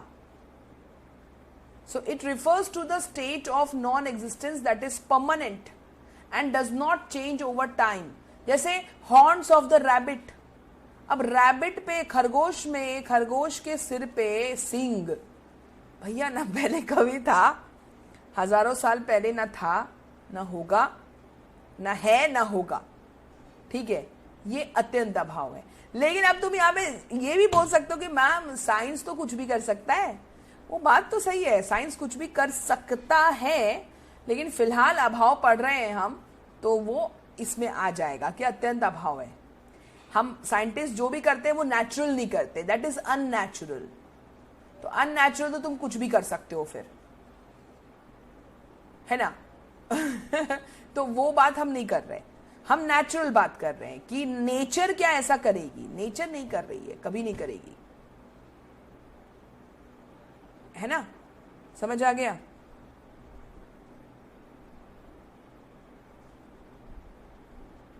अब तुम लोग आपस में डिस्कशन कर लो, पढ़ाई पे ध्यान दो यार, अभी तो हम लोग को थ्योरी ऑफ कॉजेशन भी पढ़ना है, ध्यान समझ में आ गया। तो absolute non existence, eternal non existence, ये वही चीज है, सेम ही वर्ड है, ठीक है। तो अत्यंत अभाव signifies a type of non existence that is absolute and unchanging, meaning that the entity in question never existed and will never exist. चलो आप क्वेश्चन को सॉल्व करो, इसमें तो आंसर ही तुमको दिख रहा है, लेकिन देखो अन्योन्य अभाव क्या था, अन्योन्य अभाव एक चीज दूसरी नहीं है, सो दिस इज नॉट दैट। अत्यंत अभाव जैसे खरगोश का सिंग अत्यंत अभाव है।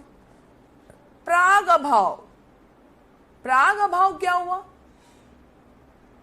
आज के डेट पे मतलब इसका टेम्पररी एब्सेंस होता है, महाविहार का टेम्पररी एब्सेंस था, ये बहुत पहले 427 एडी से पहले नहीं था, तो वो टेम्पररी एब्सेंस था, फिर आ गया ना नालंदा महाविहार।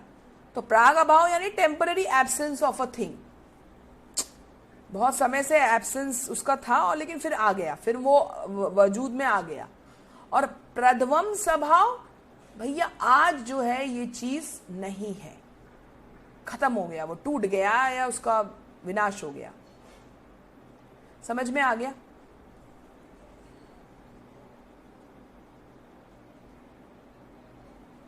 हाँ, अन्योन्य अभाव डिफरेंट है कस्तूरी। अन्योन्य अभाव मतलब ये उसमें मौजूद नहीं है, ये इसमें मौजूद नहीं है, ऐसे बात करते हैं। दो ऐसे चीजों की बात करते हैं जो एक दूसरे में मौजूद नहीं है।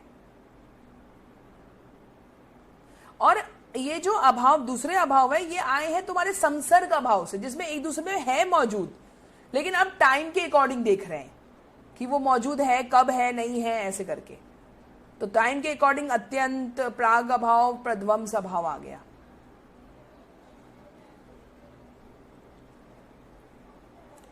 तो दोनों अलग अलग है, ठीक है।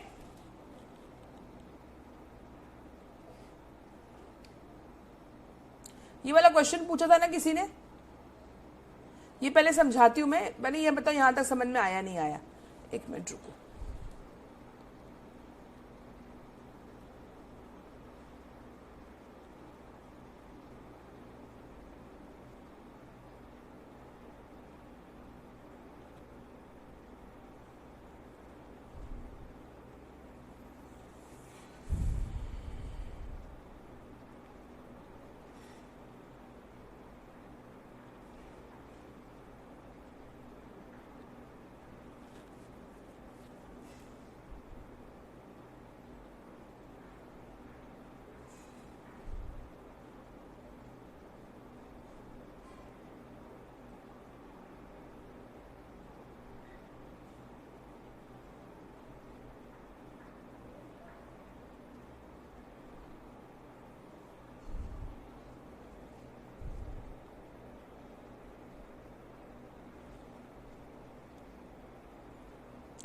देखो क्या था याद है, अभी आशी तूने क्वेश्चन पूछा था कि अकॉर्डिंग टू अद्वैतिन्स, अब अद्वैत जो वेदांत थे उन्होंने भी यही बात बोली, ठीक है, वो अद्वैतिन्स न्याय ये सब कर देंगे तुमको। अब देखो क्वेश्चन क्या है तुम्हारा, the non existence of the effect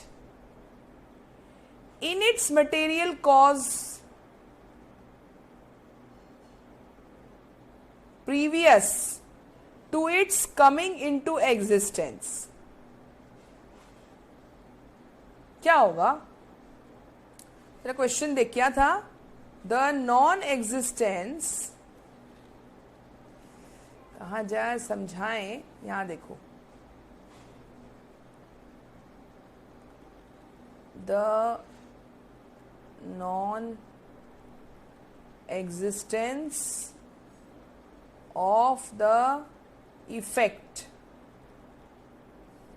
in its material cause, ठीक है, मटेरियल कॉज अभी मैं पढ़ाऊंगी थ्योरी ऑफ कॉजेशन में, तो मटेरियल कॉज और ये सब भी समझ में आएगा तुमको।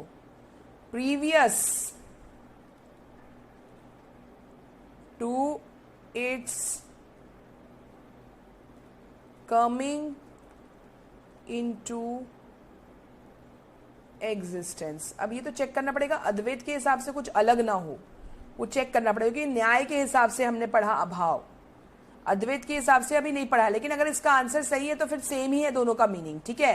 देखो, the non existence of the effect, कोई बात नहीं, कॉज इफेक्ट जैसा लिया है, लेकिन फिर भी देखते हैं हम लोग, the non existence of the effect in its material cause previous to its coming into existence, यानी इसके एग्जिस्टेंस में आने से पहले इफेक्ट का नॉन एग्जिस्टेंस था, तो ये तो पहले की बात कर रहा है ना, तो according to me it should be प्राग अभाव। एक बार देख बेटा तेरा क्या था आंसर आशी इस क्वेश्चन का, क्या तुझे करेक्ट आंसर पता है? बता मुझे।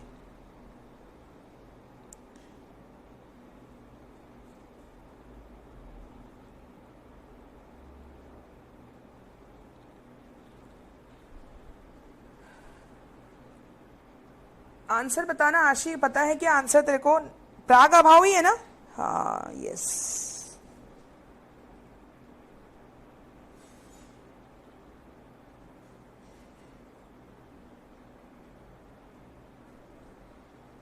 Very good, so we are correct, ठीक है। तो non existence of the effect, ऐसे घुमा दिया है तुमको, लेकिन समझ में आ रहा होगा, उसके एग्जिस्टेंस में आने से पहले उसका अभाव, तो पहले आ जाए ना तो प्राग अभाव कर देना। अरे इट्स ओके बेटा, वो तो कोई बात नहीं आशी, होता है, पर अब समझ में आ गया ना। किसी को भी कोई डाउट, देखो ये आशी ने क्वेश्चन पूछा था टेलीग्राम चैनल पे, ये वही मैंने सेंटेंस लिखा है, ठीक है, and they have given 4 options, प्राग अभाव, अनंत क्या अत्यंत अभाव, और क्या था, अन्योन्य अभाव, अत्यंत अभाव, प्राग अभाव और प्रध्वंस अभाव। तो तुमको समझ में आ ही रहा है कि यार अन्योन्य अभाव तो होगा नहीं, वो टेबल चेयर, अगर ऐसा होता कि effect is not there in the cause, cause effect की तो खैर बात ही नहीं करते, chair table is not cause and effect, but one thing is not the other, simple सी बात है, तो वो अन्योन्य अभाव हो जाता। अत्यंत मतलब कभी था ही नहीं भाई, वो इफेक्ट तो कभी मौजूद ही नहीं था, ना पहले ना बाद में ना आगे होगा, ये ऐसा होता। प्राग अभाव बोल रहा है कि भैया एग्जिस्टेंस में आने से पहले उसका अभाव, प्राग अभाव। अब प्रध्वंस अभाव खत्म, सेसेशन हो गया, डिस्ट्रक्शन हो गया, उसके बाद उसका अभाव, तो प्रध्वंस अभाव। इजी है ना? ठीक है, चलो अब आ जाए थ्योरी ऑफ कॉजेशन में। बाकी ये वाला मैं समझाती हूँ बाद में, ये क्या लास्ट में समझाते हैं, ये वेस्टर्न लॉजिक है ना, तो बाद में समझते हैं हम लोग। चलो, come to the theory of causation, this is again one of the important topic. चलो आ जाओ, देखो ये क्वेश्चन आया था, ये 2023 का ही क्वेश्चन है, पर मुझे समझ में आ गया था कि आगाज कर दिया इन्होंने एक न्यू टॉपिक को लेकर। ठीक है, तो causation, now what is causation? Causation समझ में आता ही होगा तुमको, कॉजेशन मतलब है कॉज एंड इफेक्ट। ठीक है, मैं इसके लिए थोड़ा सा वन नोट निकाल लेती हूं।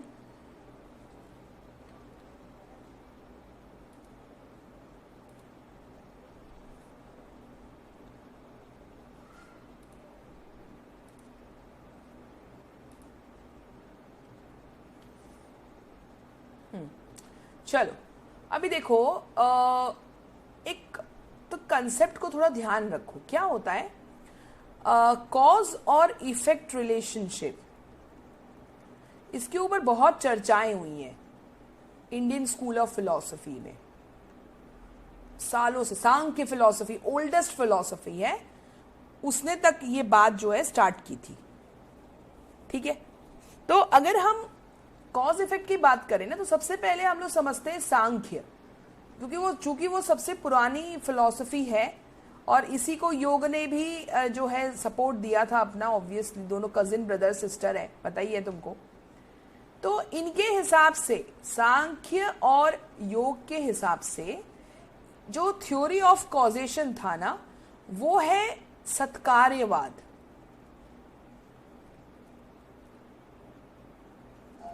और इसी को इन्होंने बोला परिणामवाद।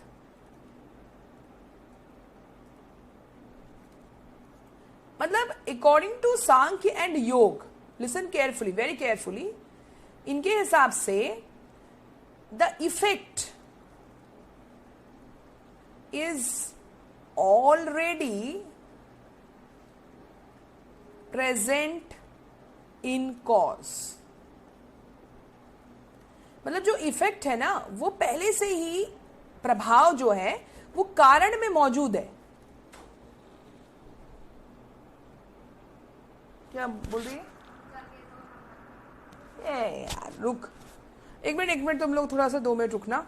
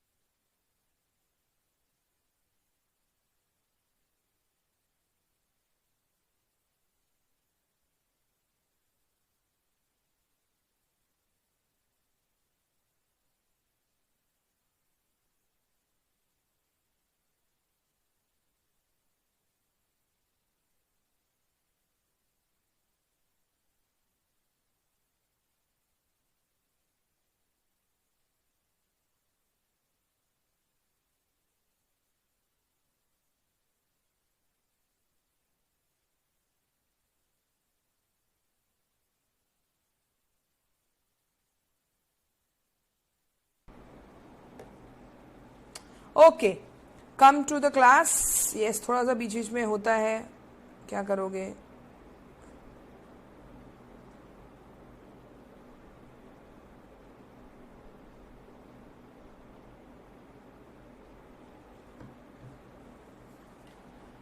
ओके, तो क्या बोला हमारे सांख्य फिलॉसफी ने? सांख्य फिलॉसफी ने बोला कि जो इफेक्ट है ना, ये कॉज में पहले से निहित है। और इसको समझाने के लिए उन्होंने एग्जाम्पल दिया कर्ड और मिल्क का, कि मिल्क से कर्ड बनता है, दही जमती है, दही बनती है। तो ये जो कर्ड है ये इफेक्ट है, this is the effect. And what is milk? Milk is the cause. तो ये जो कर्ड है ये मिल्क के अंदर पहले से ही है, अगर ऐसा नहीं होता तो फिर ये कर्ड तो ऑयल से भी जमा लेते, तुम तेल से भी जमा लेते, पर क्या जमा पाते हो? नहीं जमाते हो, नहीं जमा सकते। क्यों? क्योंकि कर्ड की जो क्वालिटी और जो कैरेक्टरिस्टिक है, जो इफेक्ट है, ये पहले से ही कॉज में निहित है, ये इस पर्टिकुलर कॉज में निहित है, ये मिल्क में, है ना। तो ये जो है, ये इनका अपना तर्क वितर्क लोग करते आए हैं। तो इन्होंने, सांख्य और योग ने, कॉज इफेक्ट का थ्योरी ऑफ कॉजेशन ये था। अब आ जाते हैं न्याय पे। न्याय केम इनटू एग्जिस्टेंस, न्याय आ गया। न्याय और वैशेषिका दोनों का नाम लेते हैं, क्योंकि यही दोनों ने ये चीज बोली है, ध्यान रखना। इन्होंने इस चीज को पूरा उल्टा बोला। इनके अकॉर्डिंग जो उनका थ्योरी ऑफ कॉजेशन था, दैट इज कॉल्ड असत्कार्यवाद। देखो ना, उसी का उल्टा किया इन्होंने, और इसी को बोला गया आरंभवाद।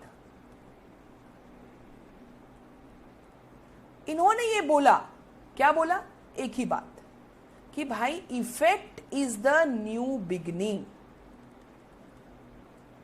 Effect is the new beginning. Effect is not already present in the cause. जो भी इफेक्ट होता है वो एक नई शुरुआत होती है, और कॉज जो है, समझो, कॉज जो है, इन्होंने ऐसा समझाया। इन्होंने पहली बात तो इन्होंने अपोज किया उस चीज को कि इफेक्ट पहले से कॉज में नहीं होता, effect is the new beginning.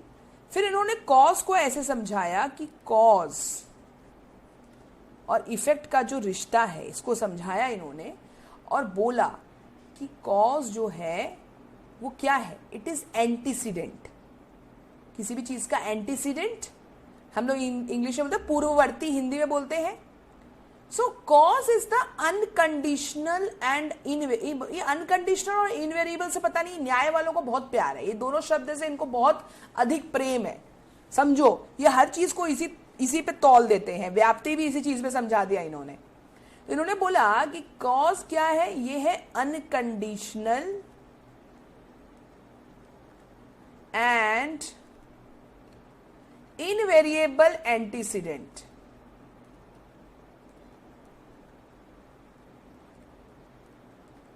of effect. Okay, similarly, what is effect? What is effect? Effect is also unconditional and invariable consequent of cause.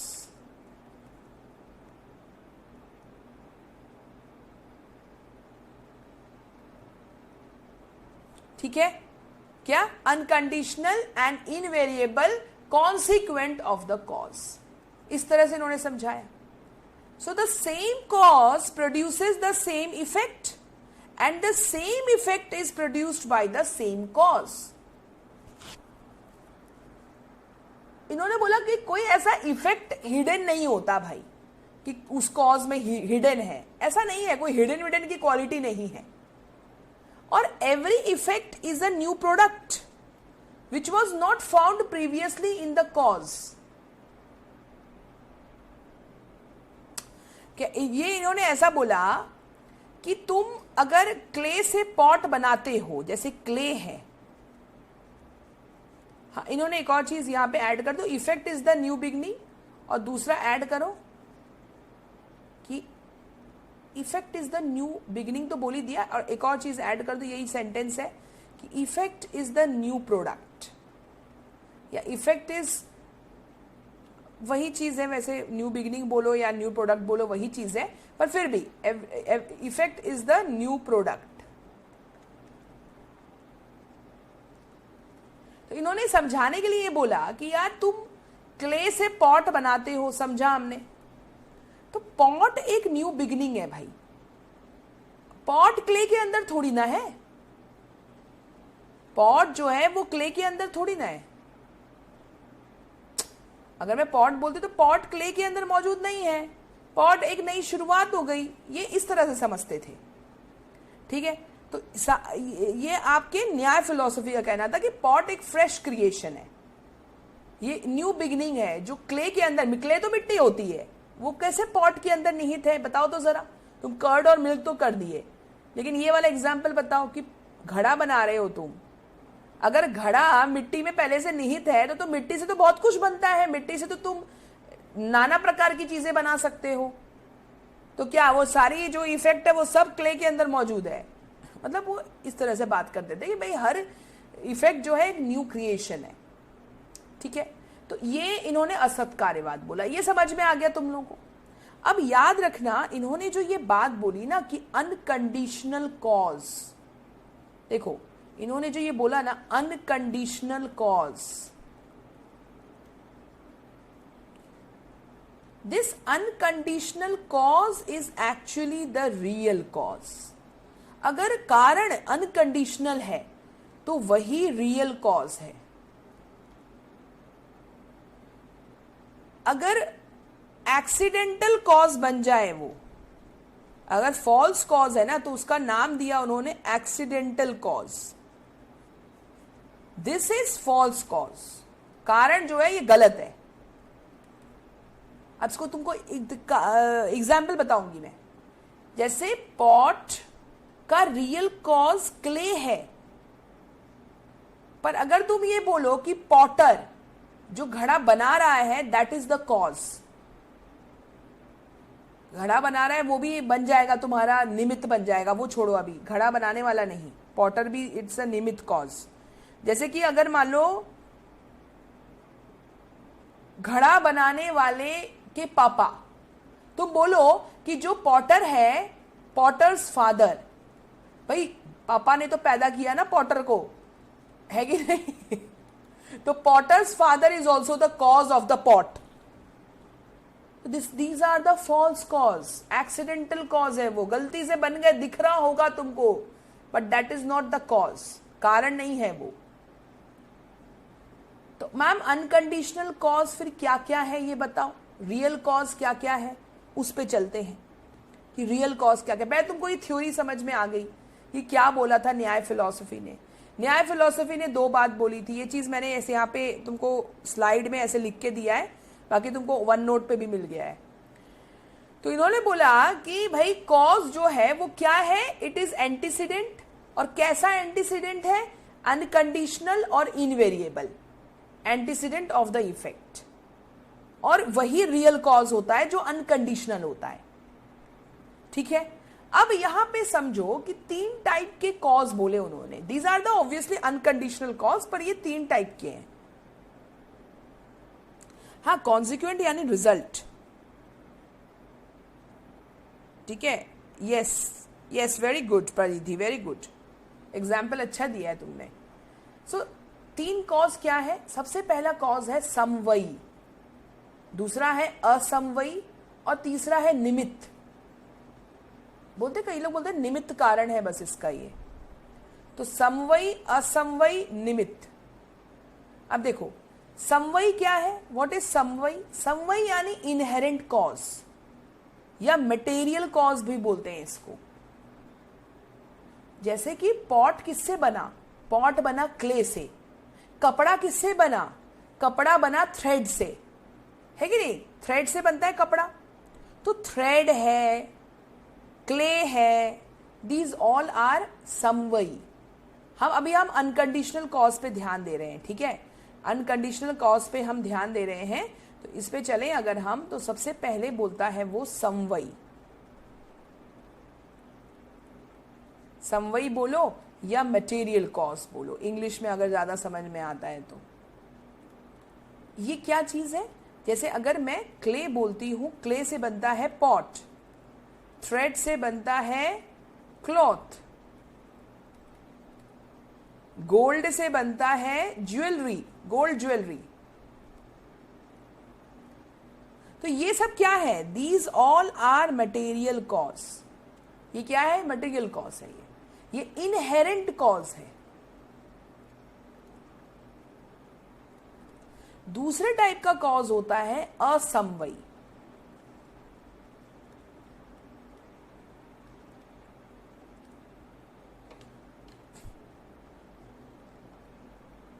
यानी नॉन इनहेरेंट कॉज। और ये याद रखना, मटेरियल कॉज हमेशा ही कोई ना कोई सब्सटेंस होगा। मटेरियल्स वर्ड से ही समझ में आ रहा है तुमको। Non inherent cause, non inherent cause क्या, इसको क्या हो गया भाई? ये तो जबरदस्ती का ना परेशान हो जाते हैं सच में।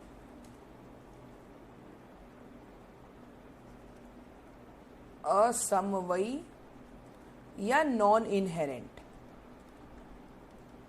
एक इनहेरेंट था तो ये नॉन इनहेरेंट कॉज है। अब ये क्या चीज है? जैसे कि क्ले का टेक्सचर, टेक्सचर ऑफ क्ले। अगर क्ले बहुत अच्छा चिकना होगा, मिट्टी बहुत चिकनी होगी, उसका टेक्सचर बहुत अच्छा, उसमें कंकड़ पत्थर नहीं होंगे, तो तुम्हारा घड़ा देखना कितना जबरदस्त बनेगा। तो टेक्सचर ऑफ क्ले पे भी तो पॉट का बनना निर्भर करता है।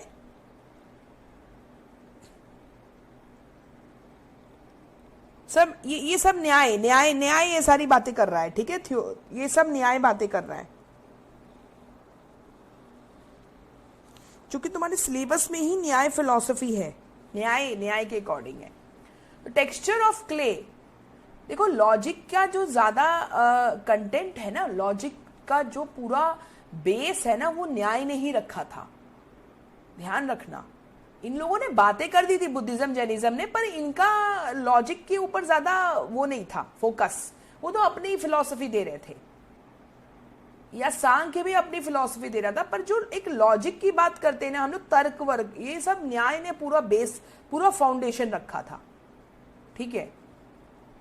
चलो, तो texture of clay is called non inherent cause. या क्वालिटी ऑफ थ्रेड,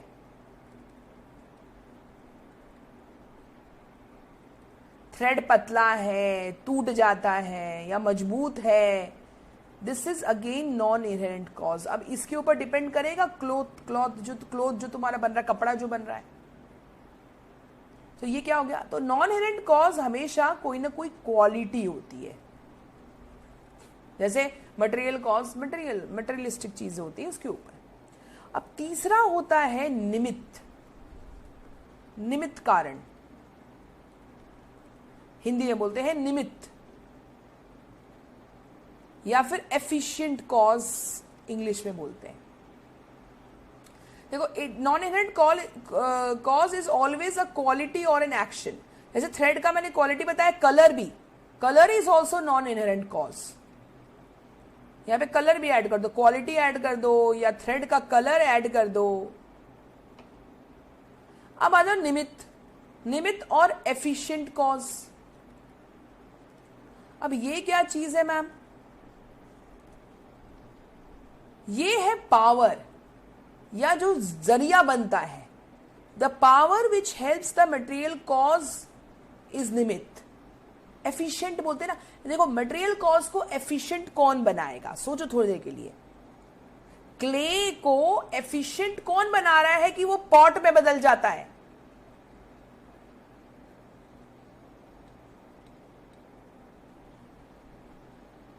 क्ले को एफिशिएंट कौन बना रहा है? क्ले को एफिशिएंट कौन बना रहा है कि वो पॉट में बदल जा रहा है? Obviously Potter. पॉटर के अलावा उसकी एक्सेसरीज, जैसे चरखा, व्हील ऑफ पॉटर, ये सारे क्या हैं? These all are the efficient cause. जैसे अगर आप बोलो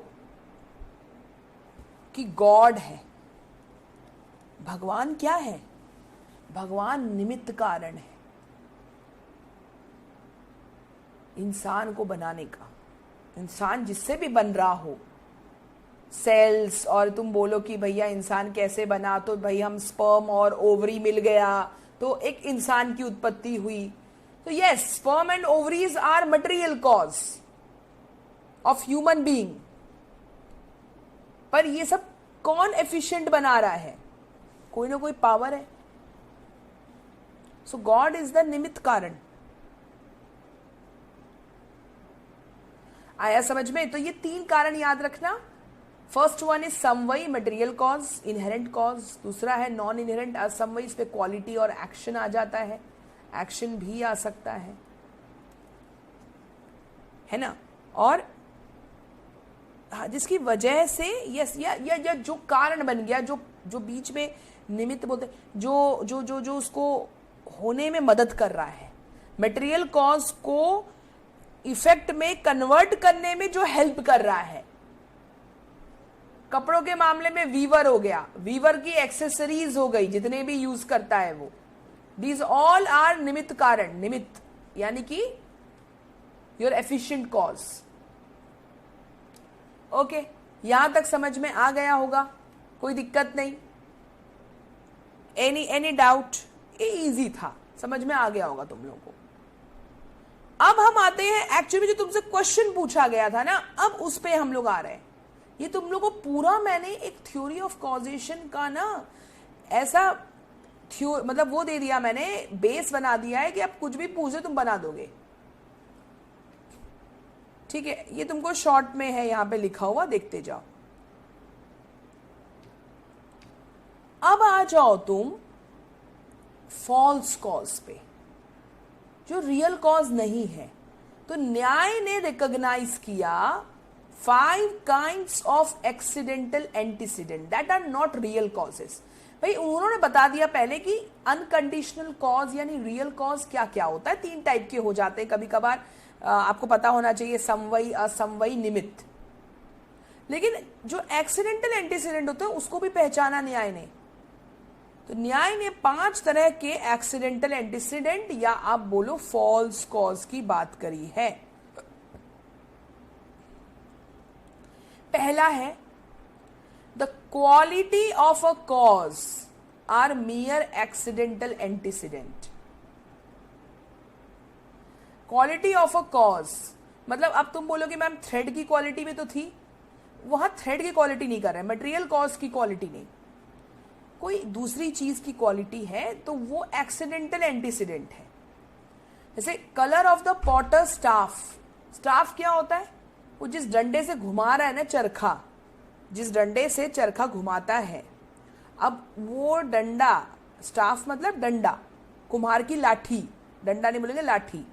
देखा है तुम लोगों ने? ये देखो, ये कुम्हार है, मैं ये फोटो हमेशा लगा के रखती हूँ, दिखता है तुमको? ये इलेक्ट्रिकल तो इनका होता नहीं है ना, आजकल तो इलेक्ट्रिकल निकलता है भैया, तुमको दिख जाएगा यूट्यूब में, बहुत सारे पॉटर दिख जाएंगे, फैंसी पॉटर्स, वो इलेक्ट्रिकल होते हैं.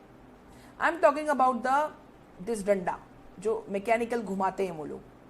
अब इसका कुछ भी कलर हो, उससे क्या लेना देना भाई? क्या वो कॉज बनेगा? क्या वो कॉज बनेगा? Colour of this staff? No,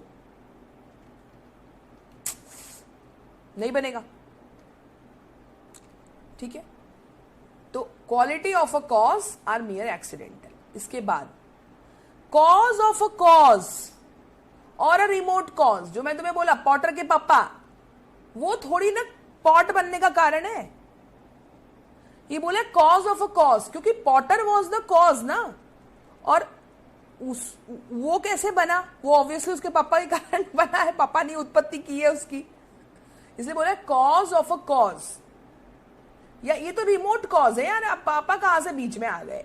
तो पॉटर के पापा, पॉटर की मम्मी, पॉटर का बीवी, जो भी भैया, जो भी नाम ले लो, ये रिमोट कॉज है, ये कॉज नहीं बन सकता. ये these are not the real cause, they are not unconditional, मतलब accidental. So cause of a cause is also accidental antecedent. फिर है co effect of a cause are themselves not causally related. मतलब अब देखो, को इफेक्ट मतलब ये हुआ कि जो पॉटर का स्टाफ था, माना हमने कि पॉटर का स्टाफ वॉज द निमित्त कारण है ना, पॉटर का स्टाफ एक्सेसरी है ना उसकी, वो तो वो निमित्त कारण तो है, लेकिन अब वो साउंड प्रोड्यूस कर रहा है। स्टाफ जो होता है, डंडा लाठी, वो तो आवाज करेगा ना। तो अब डंडा जो है वो आवाज प्रोड्यूस कर रहा है, तो वो कैसे कारण बन गया पॉट बनने का? तो कॉज का जो कोई इफेक्ट होता है, यानी लाठी वॉज द कॉज, बट उससे आवाज प्रोड्यूस हो रहा है, वो कॉजली रिलेटेड नहीं होते। दो इट में इनवेरिएबली, हाँ यार, though it may invariably precede the pot, thank you, ठीक है, though it may invariably precede the pot, but these are not the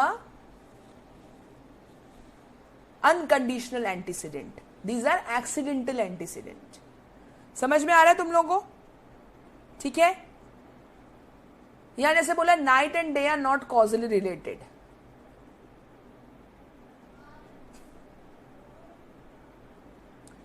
तो कारण का जो प्रभाव साथ में आ रहा है, कोई इफेक्ट आ रहा है, किसी कारण का सह प्रभाव, यहां पे ना इन्होंने कर्मचारी कर दिया, लेकिन कर्मचारी नहीं होगा, वो लाठी होना चाहिए था। लाठी द्वारा जो ध्वनि उत्पन्न हो रही है, कोई इफेक्ट मतलब ये होता है कि बेटा जो वो इफेक्ट प्रोड्यूस कर रहा है साथ में, कोई इफेक्ट, ठीक है।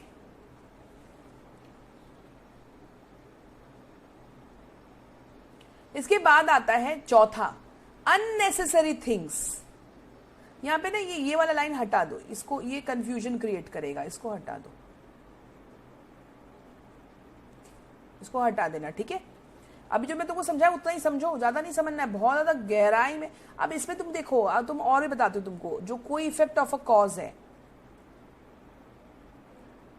अब अगर मान लो कि भाई लाठी की आवाज है, तुम थोड़ा सोचो ना, कोई कॉज का कोई इफेक्ट कैसे हो सकता है, अगर कोई एग्जाम्पल तुम्हारे दिमाग में आ रहा है तो।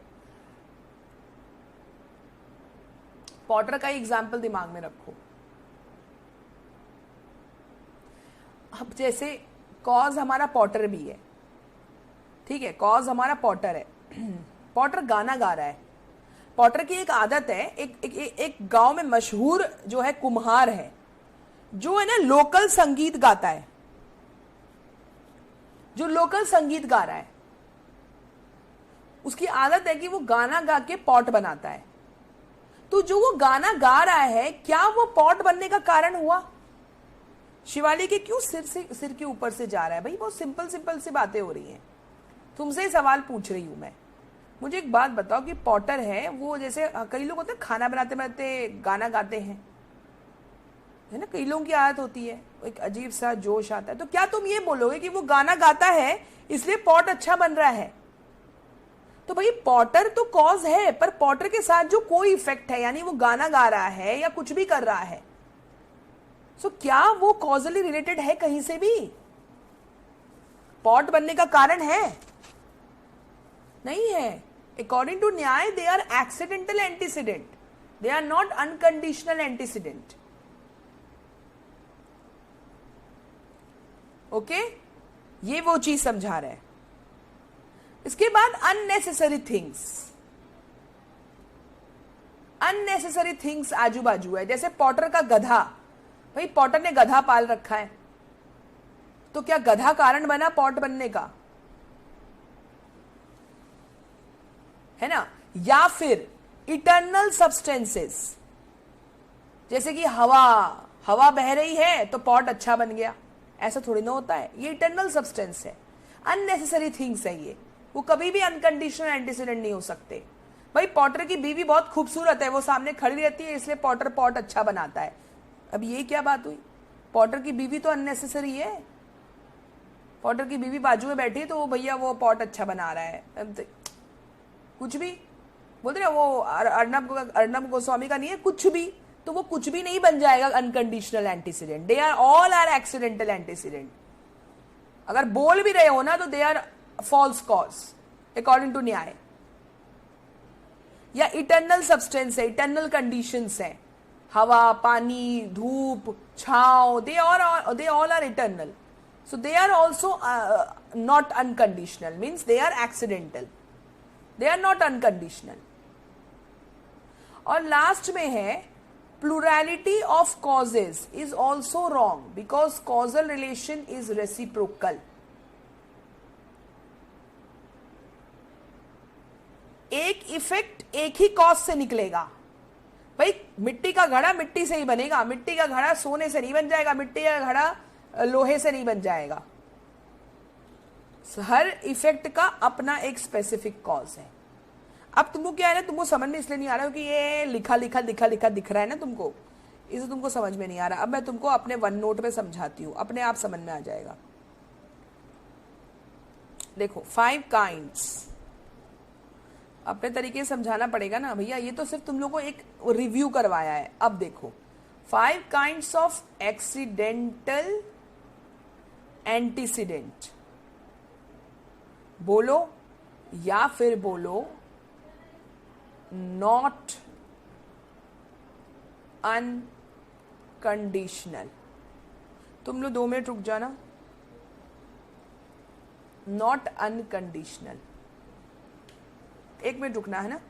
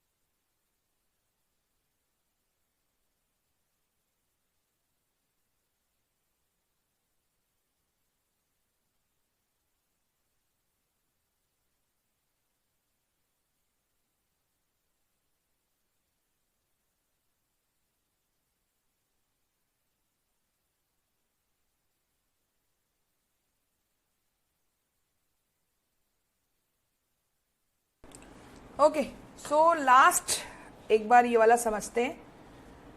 सो 5 काइंड्स ऑफ एक्सीडेंटल एंटीसीडेंट समझते हैं हम लोग कि क्या था. एक बार मैं अपने तरीके से तुम लोग को रिवाइज कराऊंगी ना तो अच्छे से समझ में आ जाएगा. देखो सबसे पहला क्या था. देखो एक्सीडेंटल एंटीसीडेंट, तुमको ये बात तो समझ में आ गई कि भैया ये फॉल्स कॉज है. क्या है ये? False cause. और उसी को हम लोग नॉट अनकंडीशनल बोलते हैं क्योंकि unconditional is the real cause. ठीक है, अब हम ये देख रहे हैं कि पॉट बन जो रहा है, घड़ा बन रहा है, उसका गलत कारण क्या है, फॉल्स कॉज क्या है.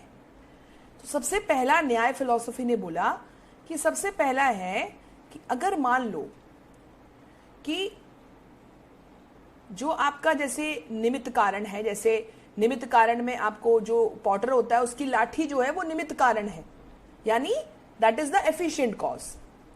अब उस कॉज का अगर कोई क्वालिटी की बात करे, ठीक है, क्वालिटी की बात करें, quality of a cause, so this is accidental antecedent. जैसे यहां पे एग्जाम्पल में लिखो, colour of potter's staff. Staff मतलब समझ गए तुम, जो उसकी लाठी है, इसलिए वो चरखा घुमा रहा है, ठीक है। उसे कलर का भी कारण क्यों बनेगा भाई? कलर कुछ भी हो, काला हो, लाल हो, हरा हो, उसे पॉट की क्वालिटी का कोई फर्क नहीं पड़ रहा। तो quality of a cause is the accidental antecedent. Okay, second बोला उन्होंने कि what is the second one? Cause of a cause. Cause of a cause, भाई पॉटर कारण है, पॉटर निमित्त कारण है, एफिशिएंट कॉज है पॉट के बनने का, पर पॉटर के पापा, पॉटर की मम्मी, ये कहां से कारण बन गई? कहीं से नहीं हुआ। तो cause of a cause can never be the real cause, ठीक है। इसलिए बोला है cause of a cause is not unconditional, that means they are accidental antecedent. जैसे एग्जाम्पल, पॉटर्स फादर। ओके, तीसरा बोला इन्होंने कि को इफेक्ट ऑफ अ कॉज। अब मैं तुम्हें बोला कि भाई एक पॉटर है जो गाना गा के पॉट बना रहा है, उसका एक फेवरेट गाना है, होता है कई लोगों का होता है, ये गाना गा के वो पॉट बना रहा है, पॉट बहुत ज्यादा फेमस है। तो तुम बोलोगे कि भैया जो उसका गाना वो गा रहा है वो कारण बन रहा है पॉट के बनने का, so that is again accidental antecedent, false cause है वो। सो को effect of a cause is also false cause. Example लिख लो, पॉटर्स सॉन्ग, या रीजनल गाने गाते हैं लोग, गांव के लोग, है ना, तुमने देखा होगा गांव के लोग रीजनल गाना गा के जो है बहुत सारे काम करते हैं। सोनार जो होंगे या लोहार होंगे, वो क्या होता है, गाना वो लोग गाएंगे और फिर वो अपनी जो है क्रिएटिविटी को बनाएंगे। तो इसका मतलब थोड़ी ना कि उनका गाना जो है वो कारण बन गया। अकॉर्डिंग टू न्याय फिलोसफी, नो, इट इज, वो लोग मान सकते हैं पर वो फॉल्स कॉज है। तो को effect of a cause is again accidental antecedent, ठीक है। ये आशी तू कुछ भी लिख रही है, हाँ, फोक सॉन्ग जो होता है, यस शालिनी, नहीं आशी तो गलत तरीके से समझ रही है, जो समझा रही हूं बिल्कुल वैसे ही समझ, ठीक है। तो quality of a cause, cause of a cause ये भी नहीं है, co effect of a cause ये भी नहीं है। इसके बाद कोई भी आप कुछ भी बात कर लो, अब पॉटर की बीवी बड़ी सुंदर है तो पॉट बहुत अच्छा बना रहे हैं, ऐसा नहीं होगा। Unnecessary things can not be the real cause. Unnecessary things, जैसे पॉटर का गधा है, वहां पे कुछ भी है, घोड़ा पाल रखा है उसने, पॉटर की बहुत अच्छी खूबसूरत बीवी है, तो कारण थोड़ा ना बन जाएगा उसके सुंदर पॉट बनने का। ये एग्जाम्पल दूंगी तो याद रहेगा जिंदगी भर। या फिर इसी के साथ इन्होंने जोड़ा इटर्नल सब्सटेंस। इटर्नल सब्सटेंस, जैसे आप बोलोगे हवा बहुत अच्छी चल रही है तो पॉट अच्छा बन गया, नो। स्पेस है, डे एंड नाइट है ना, तो दीज आर इटर्नल। चांदनी रात है, भैया आज पूर्णिमा की रात है तो हमारे पॉटर ने बड़ा अच्छा पॉट बनाया है, तो पूर्णिमा की रात कारण बन गई। ये तो मतलब these are the false cause, ये कॉज है ही नहीं। समझ आ गया? तो eternal substance are also not unconditional antecedent, they all are accidental antecedent. और लास्ट में बोला कि भाई प्लुरैलिटी ऑफ कॉज कभी हो ही नहीं सकता। प्लुरैलिटी ऑफ कॉज मतलब ये हुआ कि मिट्टी का घड़ा मिट्टी से ही बनेगा, क्ले से ही बनेगा, क्ले पॉट, गोल्ड से नहीं मिट्टी का घड़ा बन जाएगा। सही बात है। तो एक इफेक्ट यूनिक होता है उसके अपने कॉज में। तो plurality of cause is not possible. बस हो गया 5, यही तो था। अब इसमें क्या दिक्कत है बताओ भाई, किसको हो रहा था कंफ्यूजन? शिवाली, मेरे सिर के ऊपर से जा रहा है, अब बताओ सिर के ऊपर से जा रहा है या सिर के अंदर घुस गया, ये बताओ। Quality of a cause, cause of a cause, co effect of a cause, unnecessary things या इटर्नल सब्सटेंस, ये सारे के सारे क्या है? एक्सीडेंटल है। और लास्ट में उन्होंने बोला plurality of a cause is also accidental antecedent. Plurality of causes is also wrong because causal relation is reciprocal, यानी जो cause है उसी से वही इफेक्ट निकलेगा और हर इफेक्ट का अपना डिस्टिंक्टिव फीचर होता है.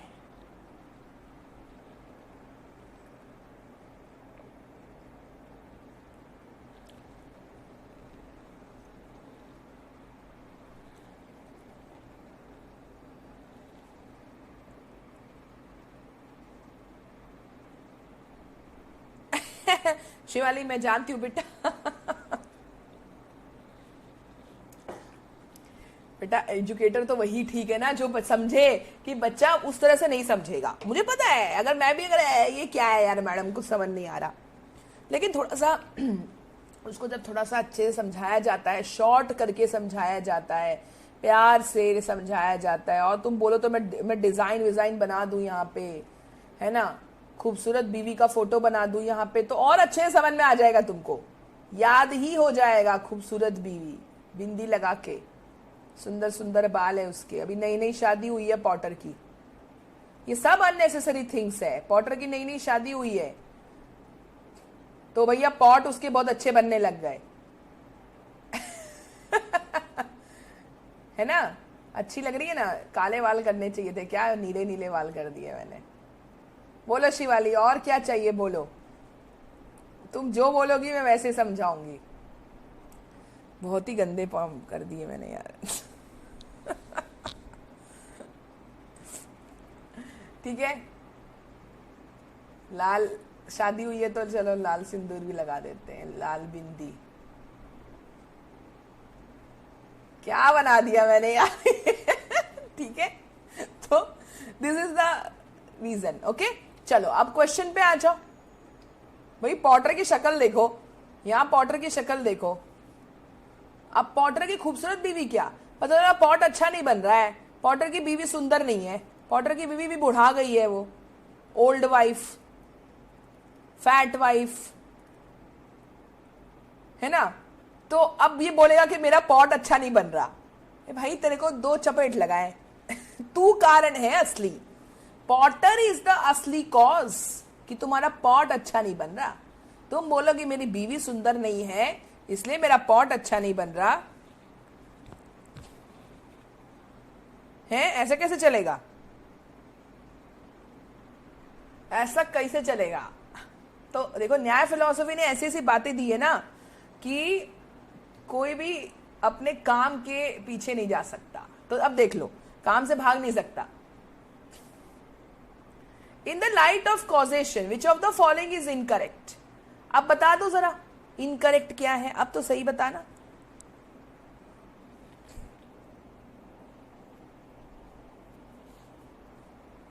हाँ हाँ चिंता मत कर परिधि.